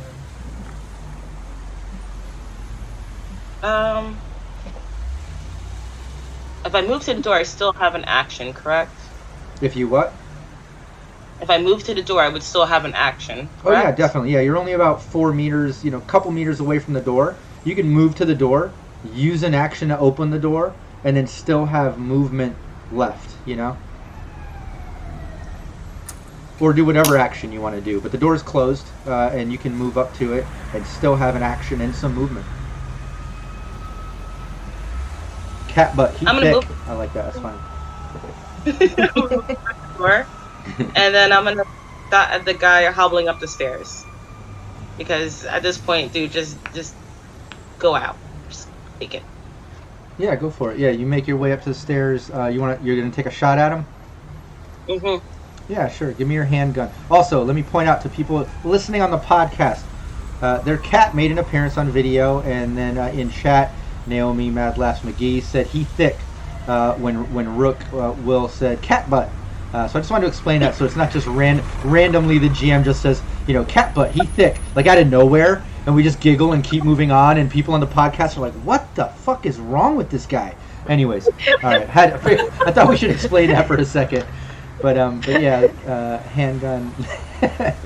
It's like the boss now when he's like, oh. Yep, that's a hit. Give me the damage. All right. Ooh. Not as good as I thought it would be.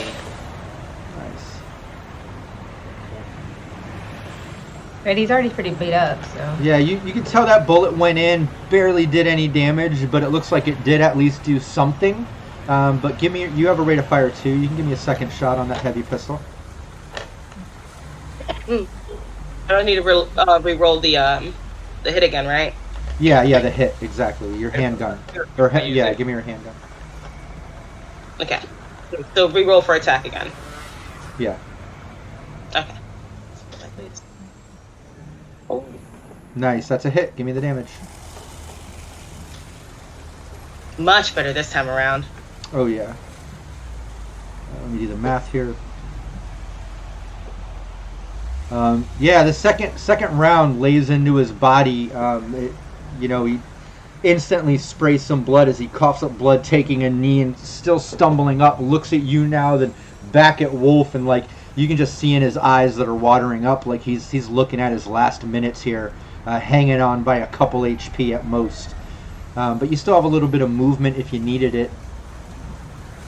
Yeah, no, I'm gonna stay by the door for right now and wait till the rest of the boys get up there with me. Oh yeah, no, that better than out without warning by myself. Still eat. Oh yeah, no, I think that's tactful. But yeah, all that shit goes down, and then over to you, Phoenix. You hear, the sounds of blades and coughing and grunting as all this shit is going down within minutes. And then all of a sudden you hear a couple rounds go off, a couple more grunts, and then you're back in the van. You're on your way there. Give me a stealth.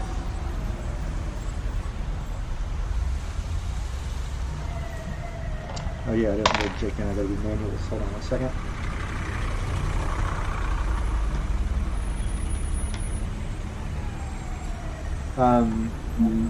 Yeah, give me your stealth.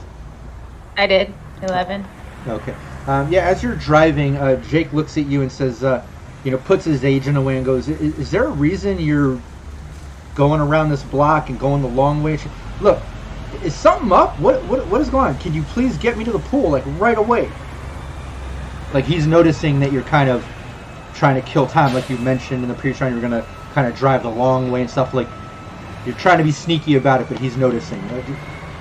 Is there a reason you're fucking around? Could you please get me to the pool right away? Oh, I tell you, I don't drink and drive that often, and I have been driving there. So I'm just gonna try to like take my car and try to hit a curb to get a flat tire. Yeah, give me a persuasion. This is based on you saying that you don't drink a lot, and sorry, you're just driving around a little, like get confused on which way to go.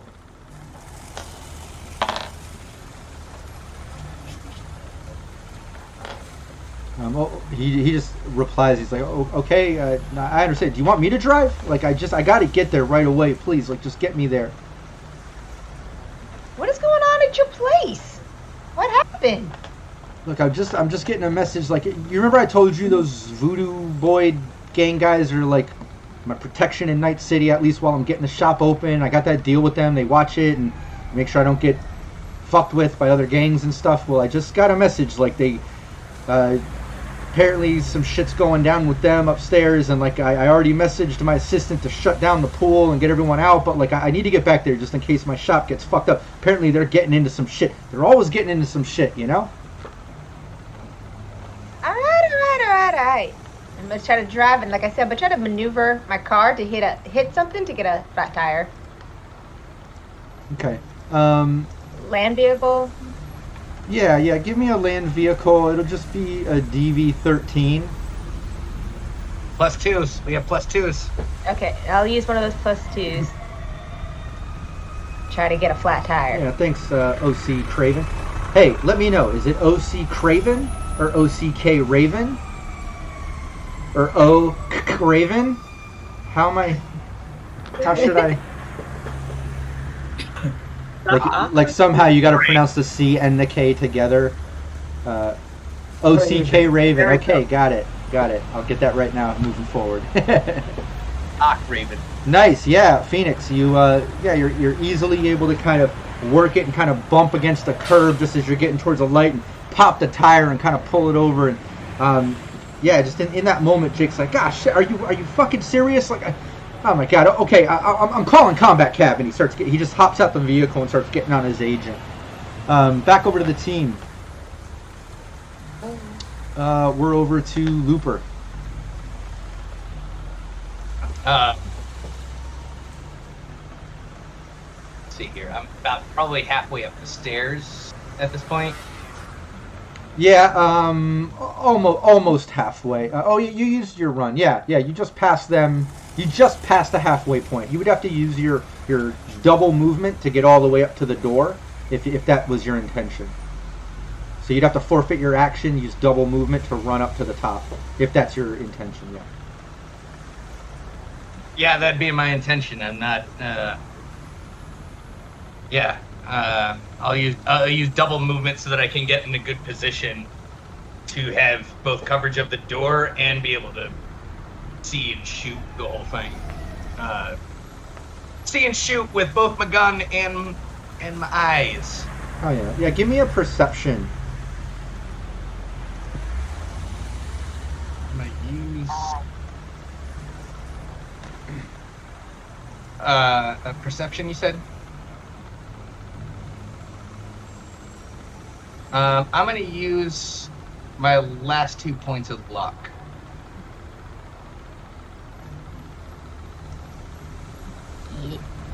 Oh, Awk Raven? That's funny. So it wasn't OCK Raven. I'm just going by chat now. Awk Raven. Well, fuck it. Just like I used to call a PWB PW Bind or In Bind or whatever. I can't remember how I used to ruin his name. I might have to do that with yours. You might be OCK Raven, at least for the next couple streams, and then I'll get it right. I might have to fuck it up a little more. You're Doc Ock to me now. You're Doc Ock. Okay, nice. Yeah, as you kind of work your way up, double movement, you get almost right up to the door well. You're filming that. You've got it in aim. And yeah, you can see the light under the door, a little bit of movement. Like there's definitely somebody up in there. You saw a little bit of movement. But yeah, you make your way all the way up there, and Tomcat. All right, I need to check how close is he to the door, or can we tell that? Or how close is he to the other side of the door? What, the movement that Looper saw? Yeah. I don't know. It's hard to tell, and you wouldn't see it anyways. You didn't see it. Okay. Let's see. I'm gonna go ahead and like burst in through the door. So I'll use. Yeah, give me your. What was that? Yeah. Go ahead. No, I was gonna say, do you have martial arts? I don't. All right, yeah. Give me your brawling. What's your body stat? Body stats at. Let's see. Body's at 6. Okay. Brawling.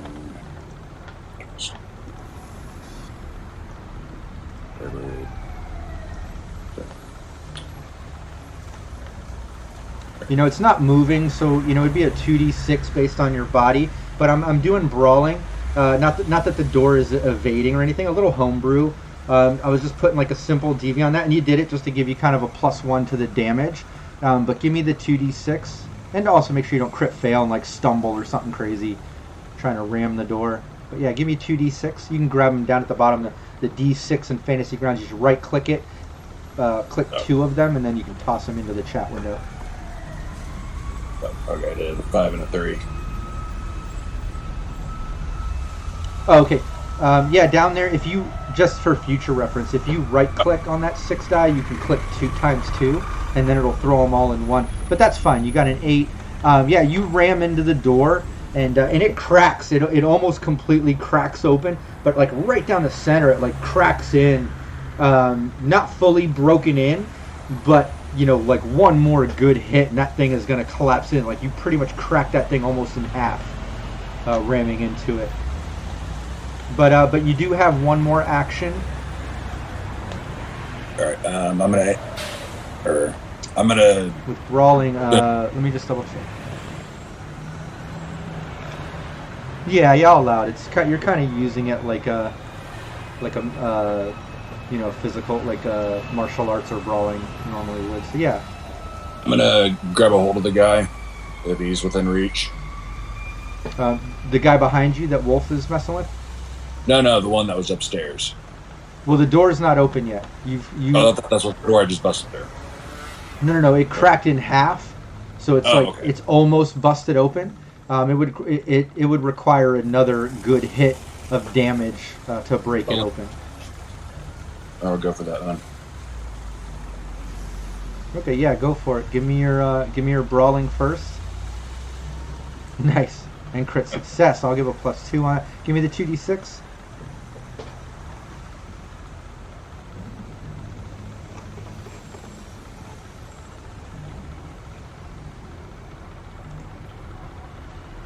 Nice.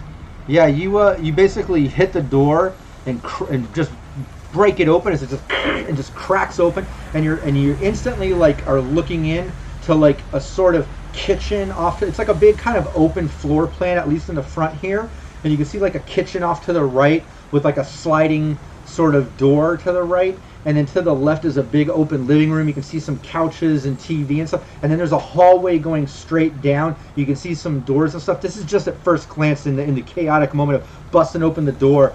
But then, like, looking over to the right, you can see, like, one of the couches is flipped on its side, and then you instantly hear as 2 shots go off at you, as if the Voodoo boy that was on the inside was kind of holding his move, waiting for someone to come in that door. Is your reflex 8 or higher? No. Okay. No problem. Then let me go by the chart. Let me get a couple of these shots off.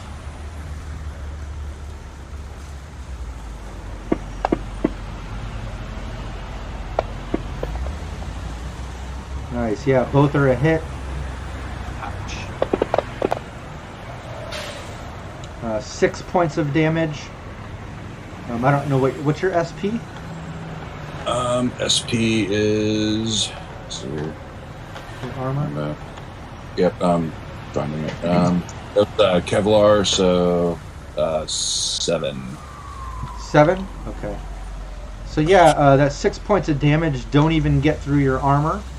But the second shot hits you, and it's 11 points of damage. So So yeah, you basically take 4 points of damage. Reduce your SP by 1, so now you're down to 6 SP. And you took 4 points of damage to your HP. As those 2 shots go off, thud thud, right into Tomcat as he busts into the door, standing pretty much right inside the doorway. Right at that moment, that voodoo boy just kind of like coughs up some more blood and just like pathetically swipes 2 more wolvers at you, Wolf, as you're just kind of towering over this guy. All right.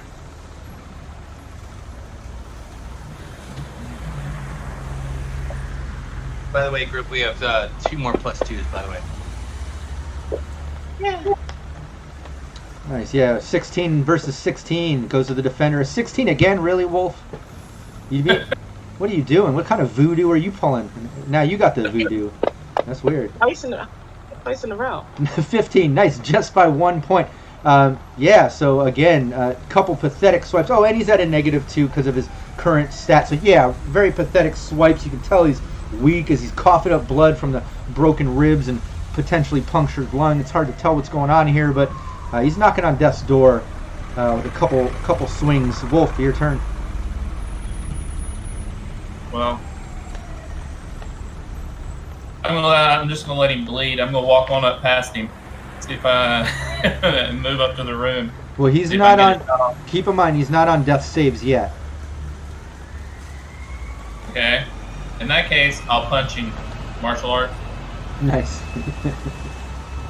Yeah, go for it. Just got a beat. 16. That was actually a really good evasion for someone, even with the -2. 16. And he got 17. Just barely making it. Wow. Nice. Give me the damage. You literally just got to have a couple points of damage here. 3 points of damage to be exact.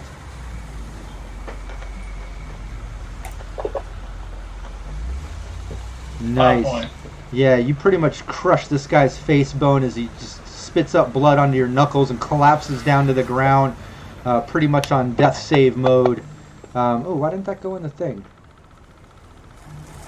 Alright, well, it was a 5. 6, let me check this. Yeah, just barely there. Yeah, coughs up blood. He's just kind of on the ground, and you can hear some labored breathing here as he's kind of gurgling on his own blood, but he's out, down for the count. He's on death save mode. You still have your movement, and you still have 1 more action if you needed it too.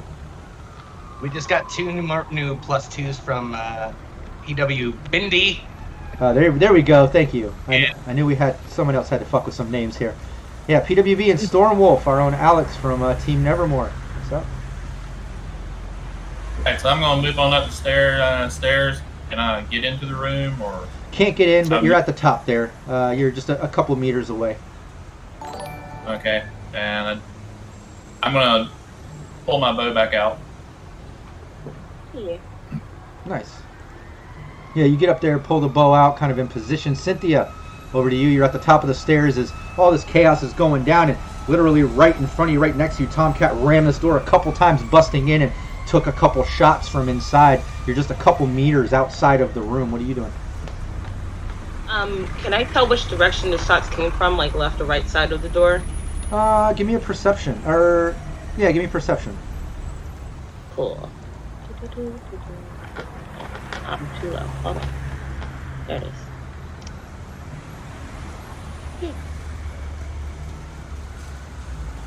Yeah, we'll have to get into some military call tactics I do when I play VR. I play Onward, this military sim. I love it. And you get in the mode of calling out like you're 4 and 6 o'clock and where you're taking fire from and things like you guys have to start calling shit out to each other moving forward. Right. Oh, great perception though. Cynthia doesn't even fucking need it. Yeah, you can tell the shots came from kind of the left side of the room. Stepping in sounds like somewhere to the left. So she's gonna go in and go for a couple of shots off in that direction. Should I do suppressing fire? No, because I don't have an automatic weapon, so I might as well just try to... Yeah, I'm just gonna shoot for it.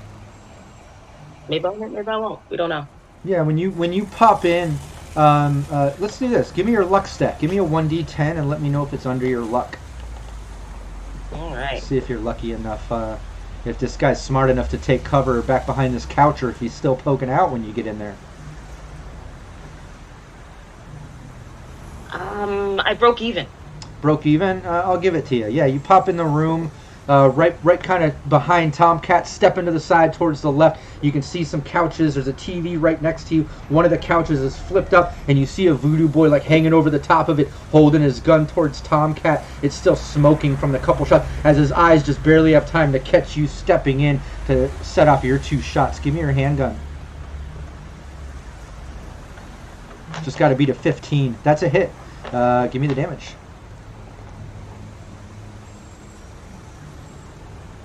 All right. Second shot. Nice, 9 points of damage.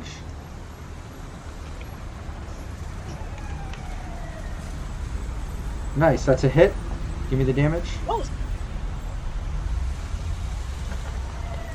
Nice, really good damage.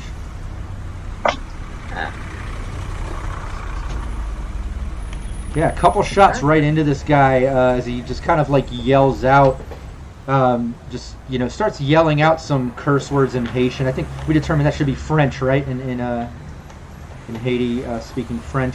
I think we were kind of chatting about that. I think it was in the Patreon or the Cyberpunk Uncensored Discord. But yeah, he just starts just sending out some curse words in a language no one seems to understand as these 2 shots land into him. She doesn't respond like, stay down, just stay down. Yeah. And then, hold on one second. And then this guy, now he's in proper initiative order. He sets 1 shot off back at Tomcat, and his second shot he sets off at you, Cynthia. So Tomcat, I know you can't evade, so just give me 1 second.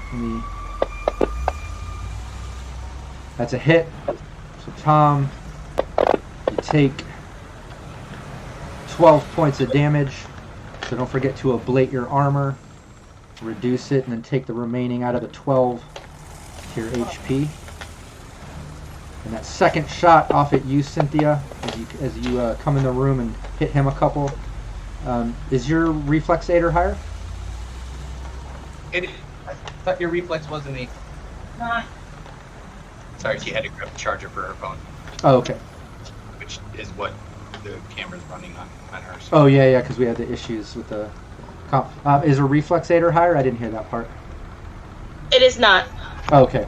Then, yeah, that's a hit. So let me give you the damage. Not that bad. Only 9 points of damage. What's your SP? 11.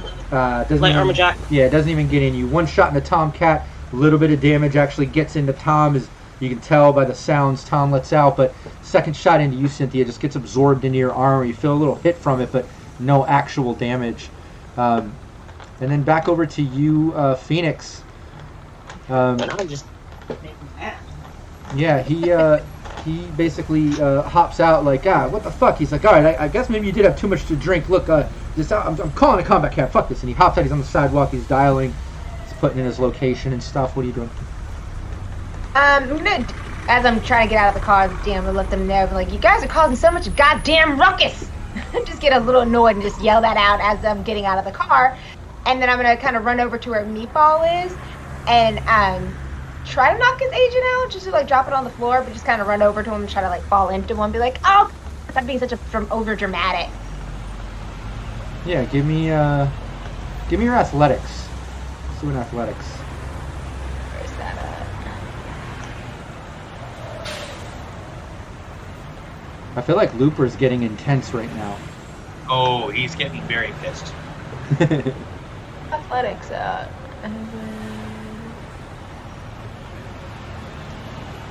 Athletics should be at the top of those. Oh, there it is. Yeah. It's under body skills. Hell yes. Hell yes. Damn, crit success of 30.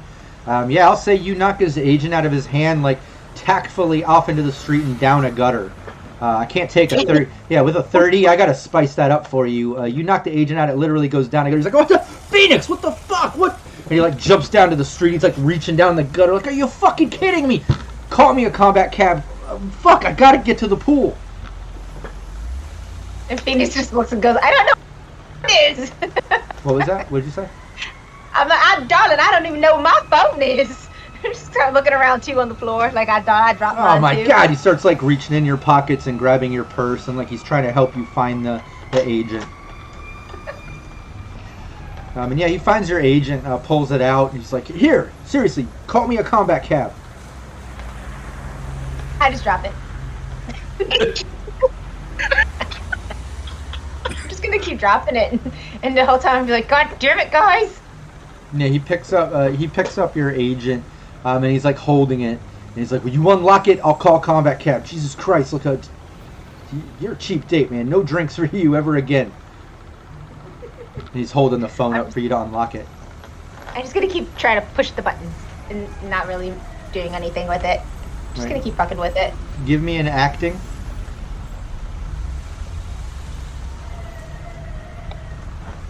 And I'm gonna use one of those +2s.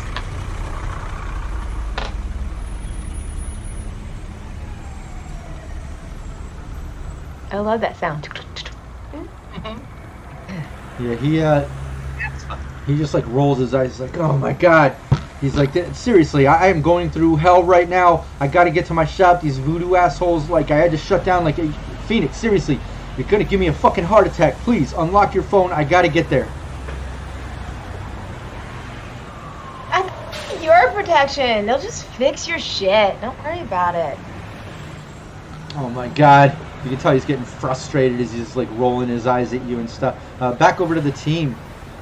You're up in the top there.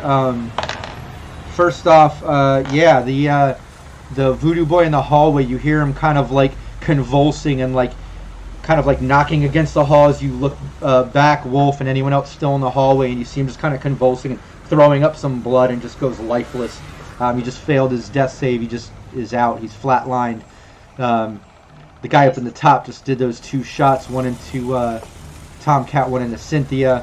And, yeah, Looper, over to you. Looper goes in, and I should be able to get in range within that 0 to 6 meters, right? Yeah, you're, what's your move, 4?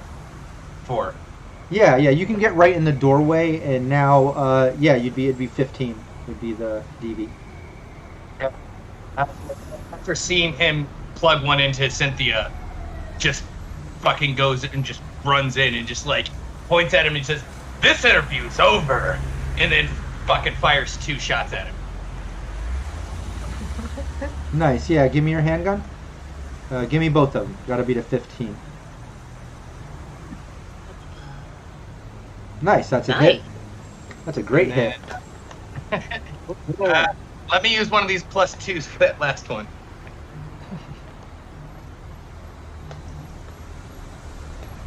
Oh, didn't need it. It wasn't necessary.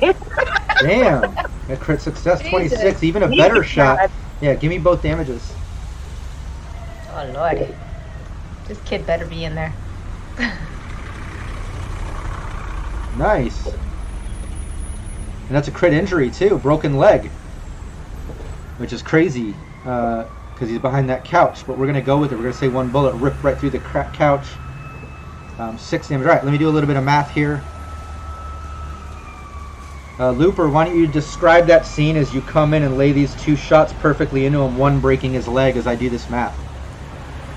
No, I run in and like plug one right through the couch, just like, or I don't know if it would go through the couch, but I mean, next one plugging right into him is just rage just overtakes Looper a little bit. Like seeing Cynthia get hit just sends him into a little bit of a fucking rage as he just runs in, just firing. Oh yeah, fuck all that. You die. Yeah, and this guy's down on a -4 to his move. So you're really fucking up this guy's move, just like the guy in the hallway. As you hear him kind of scream out, "Ah, my fucking leg!" As you distinctly hear that same sound you heard in the hallway from Wolf's shot, as that snap of bone kind of echoes in the living room, even over the faint music playing. And yeah, you come in, land those shots perfectly, and even without doing perception, Looper, you can just tell by the eye contact with this guy, like, again, he's just hanging on by a few HP. These shots just did a significant amount of fucking damage to this guy. But yeah, Tomcat, over to you. I think am I close enough to him within a meter or so? You could use your movement and get right over to him. Yeah. Yeah, I'm gonna do. I think it's time for Luce to come out because I really don't like getting shot. Nice. Right. Yeah, you walk over to him and yeah, give me your melee. Oh, is it melee for the Cyber Snake? Yep. All right. You just got to beat a 15. Don't forget you have luck and +2s. We have plenty of +2. I always love seeing a Cyber Snake land, you know? I'm like, don't forget the luck and +2s. I'll use a plus. It's melee weapon. Yeah, on my Thursday Sirenscape team, Ellen from Roll the Cast plays a rocker boy. She has a Cyber Snake, and I love every once in a while it gets to come out and play. It's always epic.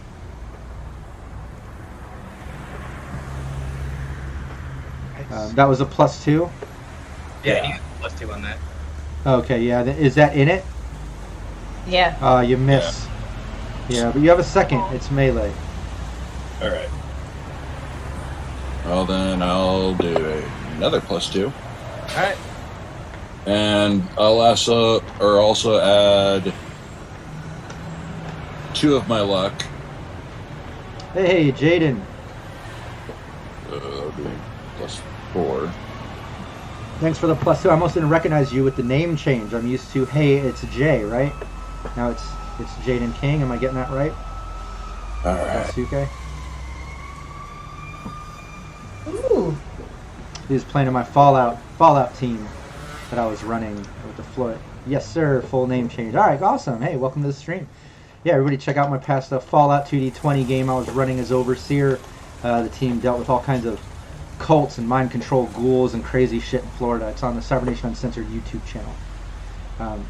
Nice. Yeah, that's a hit. That second one is a hit. Give me the damage as the Cyber Snake misses on the first bite. Second bite lands into this guy. All right, the Cyber Snakes. What was that one? What was it? 5. Cyber Snake, I think, is 3d6, right? 46. 36. All right. It should be in there. It should be in your weapons attacks. Okay. Can we take a moment to just appreciate his cosplay, though? Oh, hell yeah. Great makeup. What's crazy with Tomcat's cosplay is that somehow from morning to midday, which is literally only how long it's been from the last session to now, because in real life it's been over 2 months, but in game time it's been like an hour, and yet isn't it crazy how Tomcat completely changes up his facial hair? Like within an hour he's got. It's crazy. Weird things happen. You can get mustaches faster now. Edgerunners, man. You got that synth hair. There we go, yeah. Chem skin, synth hair, shift tax, all that good shit. Cyber Snake. Cyber Snake, I'm not sure. We need to look it up. Unless somebody in chat already has the book nearby, they can look it up quicker than me looking it up. I think it's 3d6. All right. Might be 4. I want to say 3d6. I want to say 3. Yeah, do 3d6. Fuck it, go for it. If you right click on the d6, you got it. There you go. No. Nice, 9. Let me do the math here. Bladed.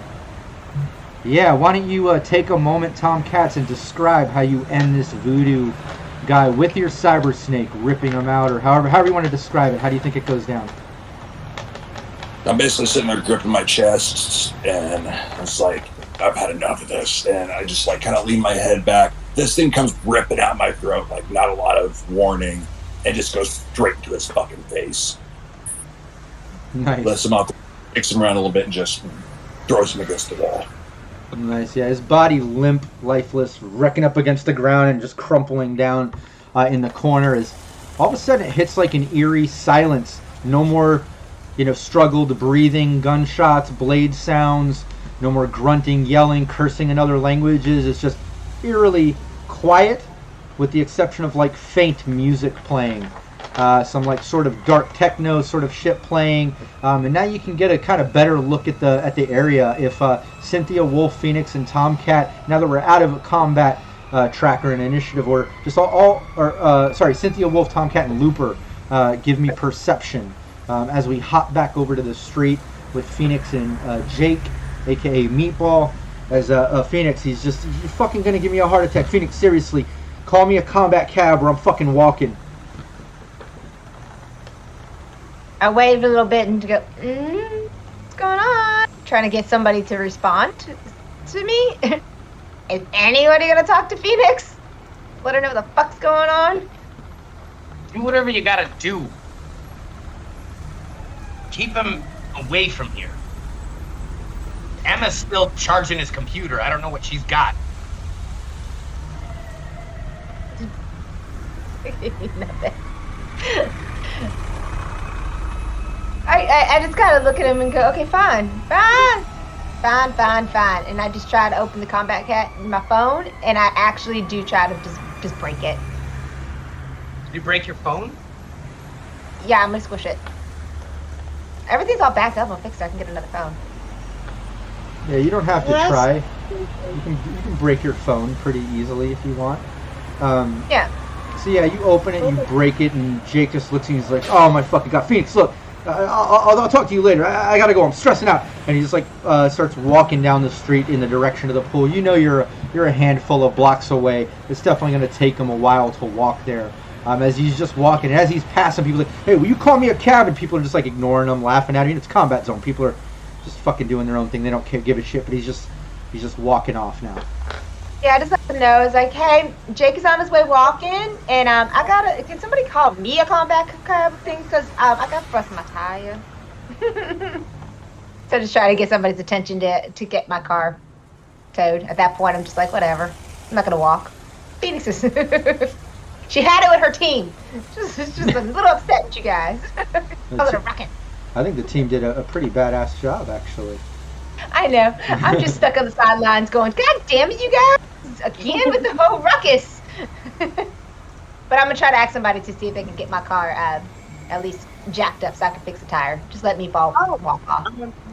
Can I call my tech to maybe go over there and help her out with that? Or head over to it? Oh, yeah, easily. You can send Anchor over there. You've got Anchor, the tech minion, for Cynthia, the exec. And, you send a message. He's downstairs. He says, heading out now. Send me the location. And you just trade off info. And Anchor should be to you soon, Phoenix. And make sure he doesn't pass by Jake. He's walking by. Pissy. I'm gonna have to make it up to poor Jake later. Hello. I'll send him a message to let him know, like, hey, avoid me, Paul. he's a little pissed off. Yeah, and upstairs, you can tell in the room, now that you have a moment to kind of look around and check it out, there's a living room off to the left. There's like a table. You can see some definite synth coke on the table and a couple smash cans. The couch is flipped up on its side. The place looks pretty dirty, but it's pretty large. It's the complete top of this building, of the data pool that Jake runs. But to the right is a kitchen, normal kitchen sort of shit. Bunch of stacks of like kibble bags and takeout food stuff and just old cans and bottles of liquor and shit like that. It almost looks like a bachelor pad or a frat house sort of vibe, right? Then aside from that, there's like a slider, almost like a sliding glass door, but it's not glass. It's just made out of typical synth materials and shit. But there's like a sliding door to the left. And then there's a long hallway that just goes the length of the building, and it looks like it has like two doors on each side, 1, 2, 1, 2, and then a window at the end of the hall.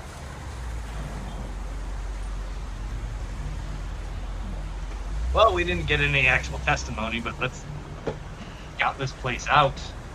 Yeah, let's go down and start checking doors and see if we can find Tom's son hidden behind one of these, maybe. Yeah. Cynthia was preoccupied setting up the help Phoenix and everything to notice what was going on around. That makes sense. I love when role-playing, when a character or player can role-play and justify a dice roll like that. It works into the story and makes sense. That's great. What's everyone else doing? Fill me in.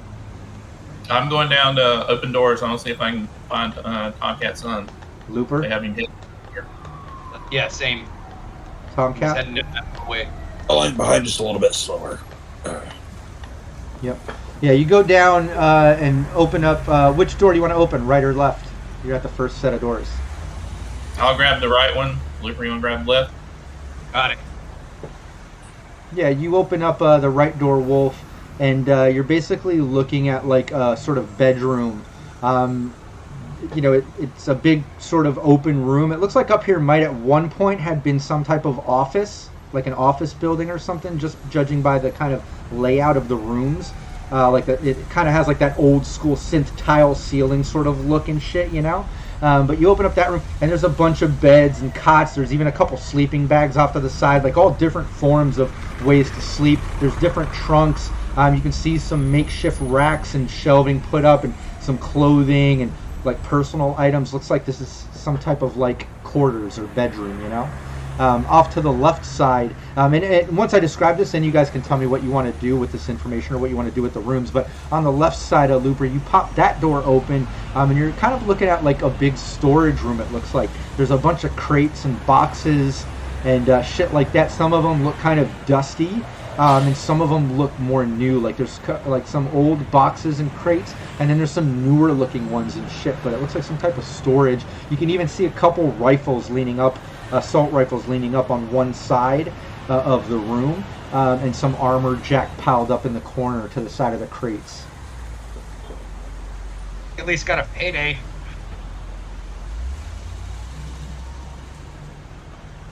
Yeah, I'm gonna take a quick glance around the room. If I don't see anything that looks like that maybe a kid hid a stash there, I want to move on down the hallway.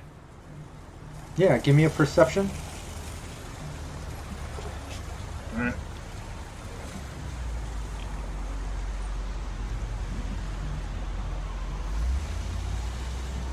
Kibble, curry, slurry, scented, BWB says. I like that. Nice, yeah. You can, no signs of a kid in this room. Just looks like I said, like further solidifies a sort of bachelor pad, sort of gang, booster gang hangout vibe, like very messy, lots of shit. But you do see like on some of the beds, like some random shit. Like you distinctly see a bag of synth coke on one of the beds, kind of tucked half under a pillow. You can see sticking out from the sheets that are all kind of balled up, like looks like some type of pistol or something on that cot. Like there's obviously things in this room.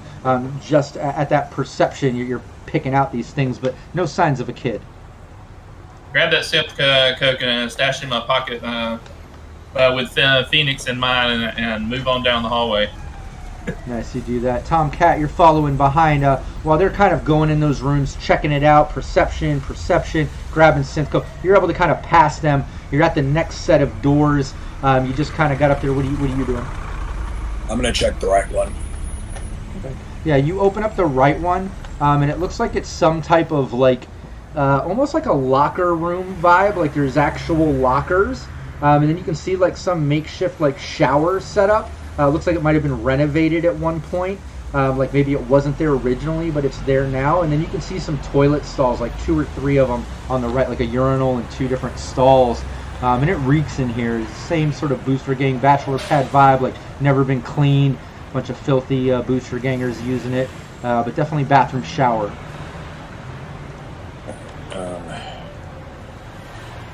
Nothing in here. I guess I could check the one on the left. Well, I can...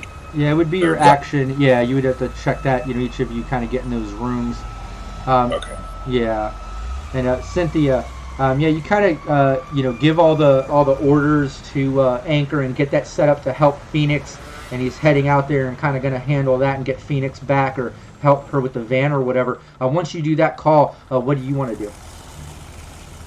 So she looks around and kind of notices immediately if the rest of the guys have split off. And she's like, hey guys, did you find anything? While she's like picking and like looking at her shirt that the bullet hole went through, like, ugh. That shirt's worth more than full salary. Oh, okay, whatever. Guys, did you find anything? Hey Cynthia, you want to get Emma up here? And she said there was a note up here she could get into. There's guns and armor we can collect. Alright, yeah, let me get her up here. So she's gonna reach out to Emma like, hey, come upstairs. Hopefully she got something on those computers. Yeah, she hits you back and says, on my way. And then Looper, just at that same time, your agent goes off. Not your agent, but the agent that you took from that Voodoo boy. And a message comes back from the other Voodoo boys, just saying, "Hey, we're almost to that location. Is the party still going?"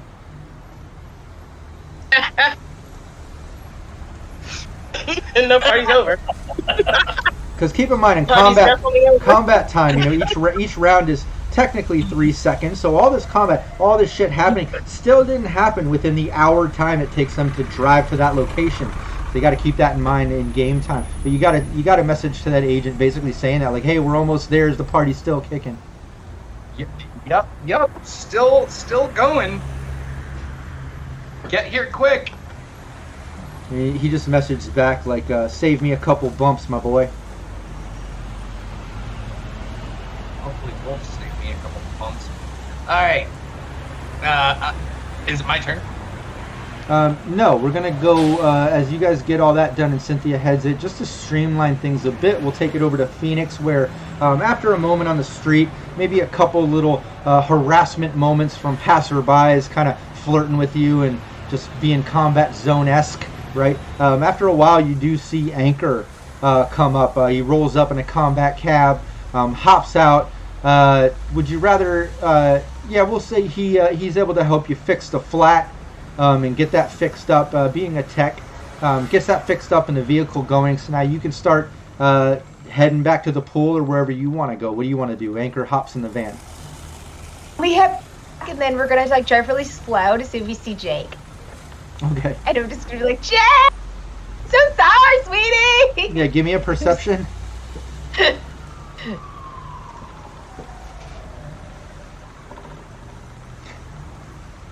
Poor meatball. PW, good call out on the Daredevil. What was that? PW just had a good call out on the Daredevil reference. I'm sorry, I thought that was cool. Oh, nice. Yeah, go Daredevil on their ass. Oh, there it is.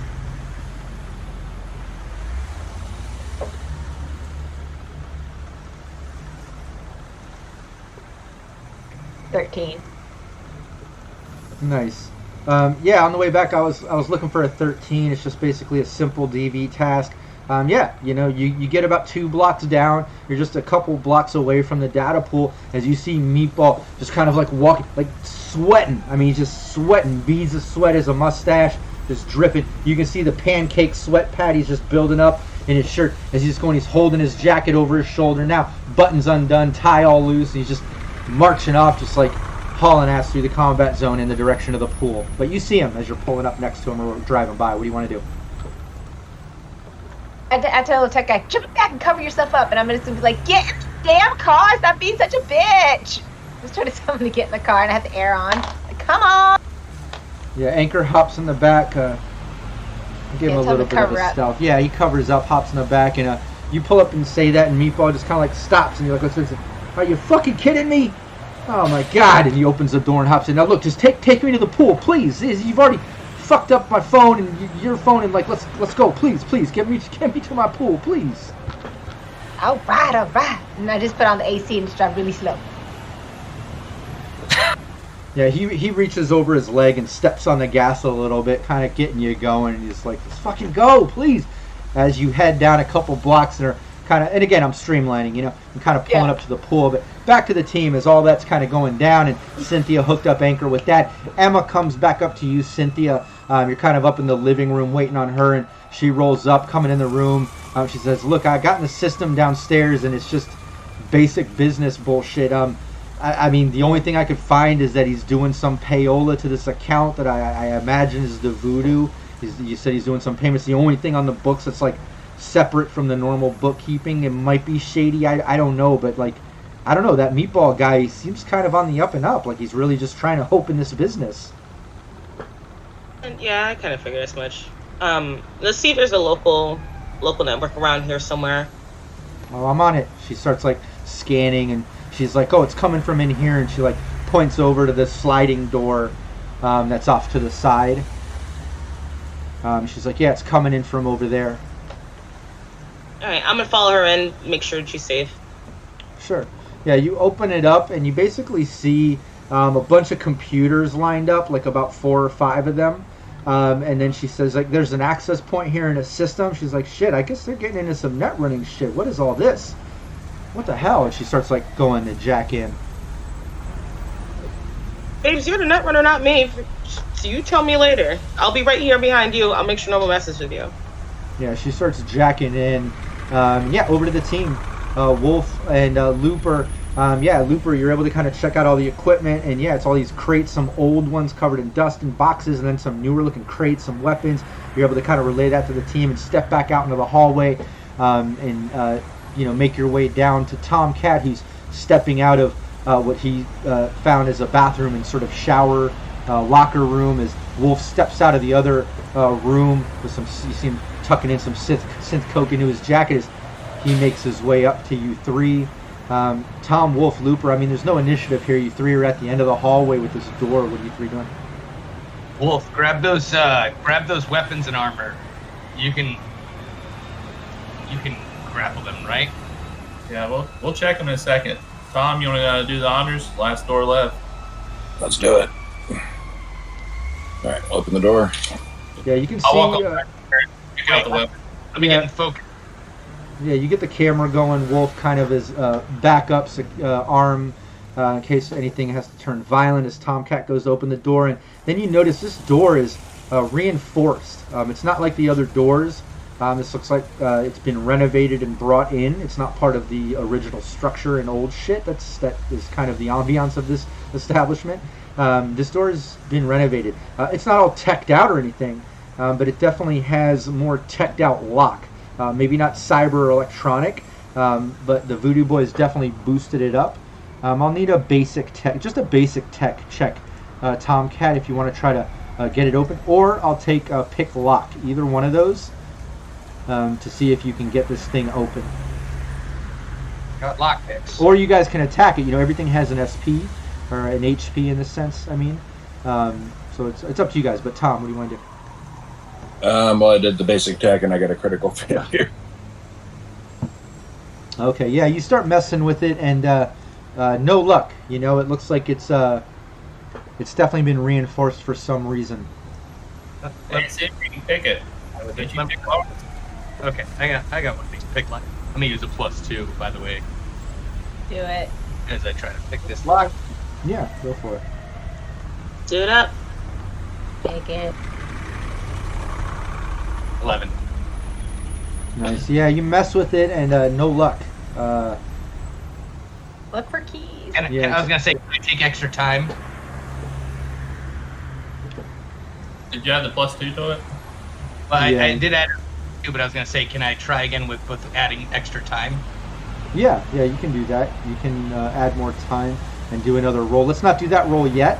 Let's say while you're spending more time doing that, back over to Cynthia, Emma starts telling you, like, look, this system is pretty elaborate.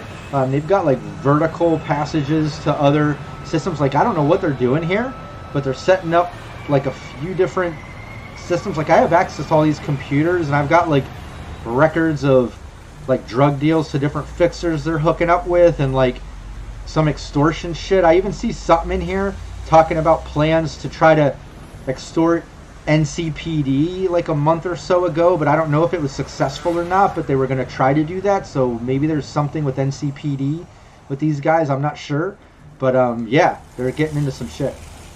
Copy that shit to a copy that shit to a memory chip immediately. Yeah. Go ahead and get as much data as you can. Copy it down.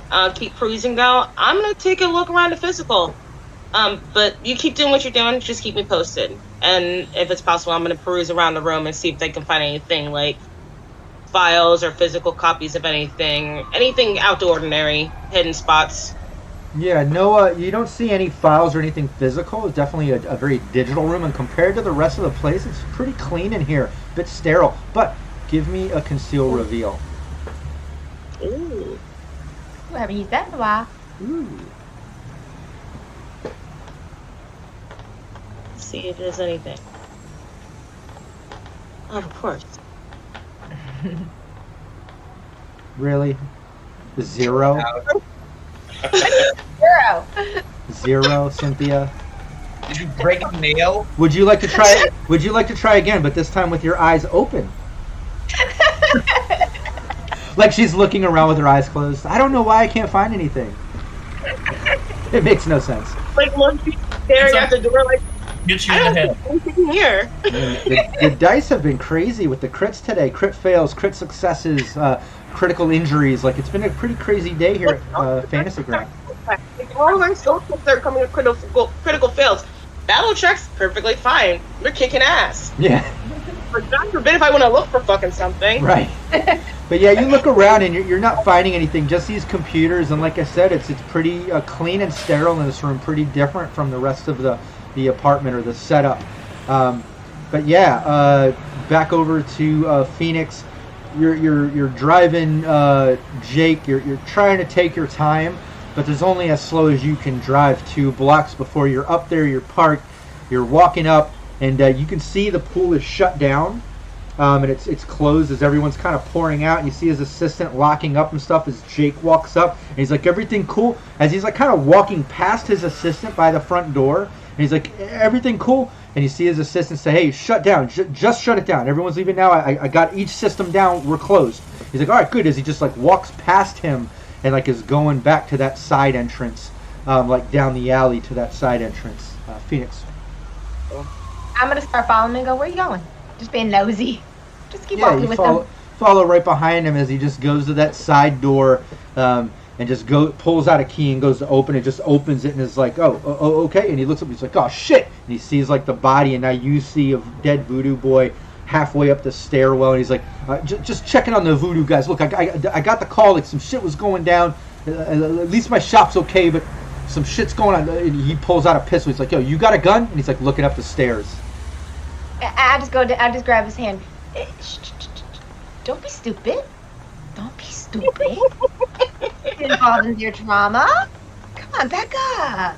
I'm just trying to get him to leave. Like, no, don't be a hero. Come on, Jake. Give me a persuasion.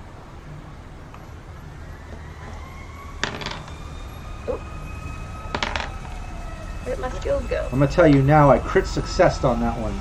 Even on real dice, I crit success. It's one of those crit days, I'm telling you. It's not just digital. Remember, luck. +2s. Luck. How do I win? Do, but I want to use that. I want to get this door open. Did it go? Give me persuasion, not perception. Oh. Damn it. Come on. It's for my skills. I swear, it's a crit fail. I'm gonna blame the dice gods. There's no other. Dice god. Than... There we go. There you go. Nice. Yeah, you see him kind of thinking about it, like, look, no, I gotta check on this, man. I don't know. If you want to stay here, stay here. And he starts making his way up the stairs. He's got a pistol. He's like making his way up the stairs. Can I just shout out, Eagle? Shout out what? The mic cut out. I was like, an eagle? A bird? Caw-caw. And it starts just randomly saying shit, just trying to get... Yeah, the rest of you hear Phoenix saying eagle and caca and weird shit like that. And back over to you, yeah, you guys kind of hear that. Any response to that, anyways? Because you at least hear that, yeah. In the you hear Phoenix. Someone want to take care of that? Let's go already. What do we want to do? Do we want to choke him out, or just make him pass out, or get out of here, or what? Like, or do we Nice. want? Maybe we'll put him to sleep. Yeah. Okay. I'm gonna move that direction. Can we just avoid killing him? No, yeah, just put him to sleep. Don't kill him. Put him to sleep. Try to put him to sleep. Okay, cool. Okay, yeah, you start. As fast as you can, just knock him out. Just show up, lay some punches on him, be a fury. I don't care how you do it. Just knock him out. I do not want him up here. But how does everyone know that Meatball's coming up there from caca? I'm curious. Well, we're on agent. She said that he was here. Oh, did you say specifically? I thought you were just making bird sounds. Oh, she said he just pulled up, and then we can hear the door open and her. Okay. I'll give you that. All right. How Craven know? Wait. You hear that. And Wolf, what was your move stat again? 6? 6, yeah. Okay, cool. Yeah. It would kind of make sense up there. Meatball's got to be there. Yeah, you start making your way down the hall. You're kind of out in the living room now. It would be another movement to get to the door, but the door is open. There's the dead voodoo guy on the ground near the couch, and you can hear some footsteps coming up from the stairwell. Phoenix, you're down behind Meatball at the bottom of the stairs. You see him just working his way up, and Looper and Tomcat. Just before I get over to you, you're at the door, Looper. You're gonna have to give me another pick lock just as Meatball kind of enters the door. Making eye contact with Wolf, and he looks over at the other voodoo boy and looks back at you, Wolf, and he's like, "Oh, what the fuck?" And he holds up his gun towards you. These guys are into some bad shit. You don't have to be involved. You just need to turn around and leave, and your shop is fine. We have nothing against you. I mean, Phoenix likes you, so we're on good terms with you. I'll go ahead and give her away. Turn around and go, and forget about it. Yeah, give me a persuasion, Wolf. Just throw Phoenix under the bus. Yeah, just threw her under the bus. Yeah, he's not stupid. He's not. Okay, persuasion. It's under social skills. That's why I keep using it. All of my luck and one of those +2s. All right, last +2. Okay. Unless somebody else gives us one. Oh God, no. Oh. Oh my God. If I switch over and I look at that roll, am I going to be upset, everybody? Yes. Yeah, he just he panic shoots. He sets 2 shots off at you. I'm going to attempt to dodge. Yeah, give me 2 evasions. Try not to shoot him, and then I'm going to try again. We're getting raided, guys. I do not want to. I promised Cynthia I wouldn't kill anyone else tonight. Hey, thanks Diamond Dust for the raid. Diamond Dust is going to be GMing Cyberpunk RED campaign here real soon with Cybernation Uncensored. We just launched. That was one of the casting calls I mentioned earlier in the stream. But yeah, give me your both evasions right there. Nice, yeah, 2 shots go off. You evade both of them. We can even kind of describe it, a bit of a panic. He comes in sweat and he sees the other voodoo boy dead on the ground. He's like, "Yo, what the fuck? What are you doing in here?" And you're just like, you don't need to die too. It's like, he just kind of wildly sets off 2 shots as he just whiz right past you, hitting into the wall as he's just sweating and looking around kind of in a panic. It's fine. Just calm down. And Looper and Tomcat, you're at the end of the hallway at that door. Looper, here's your second chance. Within all this time of all this going down, you've been messing with the door. Let's get that second pick lock. Was it Looper trying to take more time to get a second pick lock, right? Yeah. Extra time. What does that give you when you do extra time? Well, it allows you to have other circumstances to be able to do the same skill check again. Well, then I'm going to use that last +2 that. Thank you, PW, for giving us an extra +2. Do it. Nice. Diamond Dust says his crew wrapped up a road battle. Very cool. Our team right now is in the Voodoo Boys' home base, trying to incriminate them, fuck them up. They killed a couple of them, had the rest of the gang sent off to Upper Marina to party with some hookers that aren't really there. And Tomcat's looking for his kid.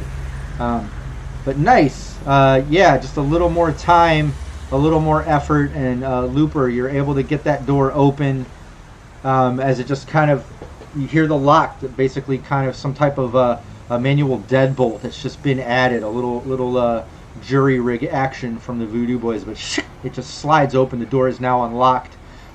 Just at the same time, you heard those 2 shots go off in the living room as Wolf is dealing with Jake and stuff, kind of a chaotic moment, but the door unlocks. Tom and Looper. Let's open it up. I just run in immediately once the door unlocks. Yeah, the door unlocks, it pops open. and it's kind of a dimly lit room. You can see a small bed. There's also like a sleeping bag off to the side. You can see some takeout packages and some old food shit. You can see some clothes piled up in the corner. The only light in the room is coming from a TV in the corner that is kind of like just kind of glowing, filling the room. And the second it opens, you can see on the TV is a video game. We'll say Cyberpunk 2077. They finally released a new patch update, and it's working perfectly now, finally, in 2045. And you see your kid sitting there playing the video game, and he's just sitting there, and he turns, he's just like, Dad, you want to play? Like, he actually looks healthy, and like he's not even distraught and shit. Like, he's just like, hey, you want to play? Where you been? Aww. Bird has been recovered. Bird has been recovered. Trying not to scream from pressing him against my bullet wound, but I got him back. Yeah, you grab him, scoop him up in a bear hug, and he's just like hugging you. He drops the controller, and he's like, Dad, where you been? I haven't seen you in a while. Where you been? You want to play some games? We need to get out of here, buddy. Come on. Hey, did you see Uncle Jimmy? He said that I was going to stay with him a while, and you'd be here eventually. Where are they? Uncle Jimmy? You don't have an Uncle Jimmy. It sounds like it might be one of the Voodoo boys or something, telling this kid. No, buddy. Well, I'll have a talk with Uncle Jimmy later, but we need to get you home, all right? Okay, yeah, let's go. Let me... I don't want to leave my game. I just made it to this level. He's like reaching back for the video game controller. Grab it. Grab it. Let's just go. Grab it. I ripped that shit out the wall. Let's go. I'm in the room. I'm grabbing the video game system. Like, we got your game. Got it all saved. Guys, we need to get back to the firehouse now. Nice. Yeah, we got a problem out here. Unless we can talk him down. Yeah, you basically pick up your kid. Looper runs in, grabbing the whole video game. Your kid's just like looking surprised, like surprising. Like the Voodoo boys like kept good care of him. He seems happy. He's playing video games, well fed. Like, they obviously weren't fucking with a kid, but they were keeping him to have control over you. But for the most part, he's pretty happy and like happy to see where you've been, that sort of attitude. But you scoop him up. Looper grabs a game. You step out in the hallway basically to see Wolf standing there. A little bit of smoke still settling in the room from all the gunfire that went off previously and currently. You can see Meatball standing there with a gun, like shaking, sweating. He like looks past, sees you at the end of the hall, you holding your kid. Looper stepping out with the video game. Off to the side, Cynthia, you kind of see this going down through the sliding door that's open as Emma's on the system, all this shit going down as Phoenix is walking up the stairs behind Meatball. Tomcat, Looper, you see that happen as he's coming up. And you see Jake just like, what the fuck's going on here? And holding the gun. And this is where we'll end our session. Oh, Can I say? oh my God. As I'm passing by Meatball, I just look at him. I'm still rolling. And I say, "We'll be in touch." And I just look at him like, get the fuck out of my way now. Bleeding, holding my kid. Yeah, and he's shaking with the gun just as you're like going by, and he just like looks confused as all that shit's going down. And when we get back in here on the last Wednesday of the month, because Team Veritas plays on the second Wednesday and the last Wednesday of the month, right here, 5 p.m. Pacific time, we'll get right back into it. Last Wednesday of this month, right where we left off. However, like I said, things are evolving. I know Naomi and Will, you can't continue on after this. Will, you'll still be with my Saturday stream with Team Nevermore. But next session might be a little different. We're going to take it right where we left off. We'll probably wrap it up, get some closure, see how it ends up. Obviously, you need to figure out believability, check what you're trying to do to Voodoo Boys, if there's any more things you need to do to kind of make that happen. But if that's not a full-length stream, because we're kind of towards the end of the campaign, it might evolve into a 24-hour cafe, depending on how that goes and how the story evolves, and put a little cap on it like we normally do, and maybe have a little closure, a little going away to Cynthia and Looper, depending on how that plays out and depending on how this campaign ends. But either way, last Wednesday of the month, everyone come right back here. Once again, thanks to Diamond Dust for the raid and joining in after your stream. Everyone know that GM Diamond Dust will be running games for us here real soon. There's an active casting call, as well as other casting calls. We have a Dune 2D20 Monster of the Week.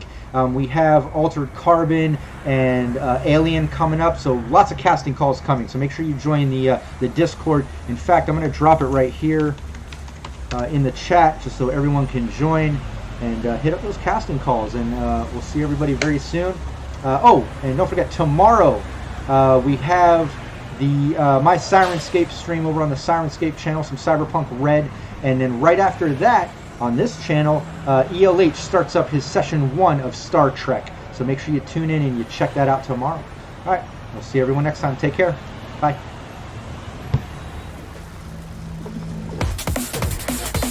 Cybernation Uncensored.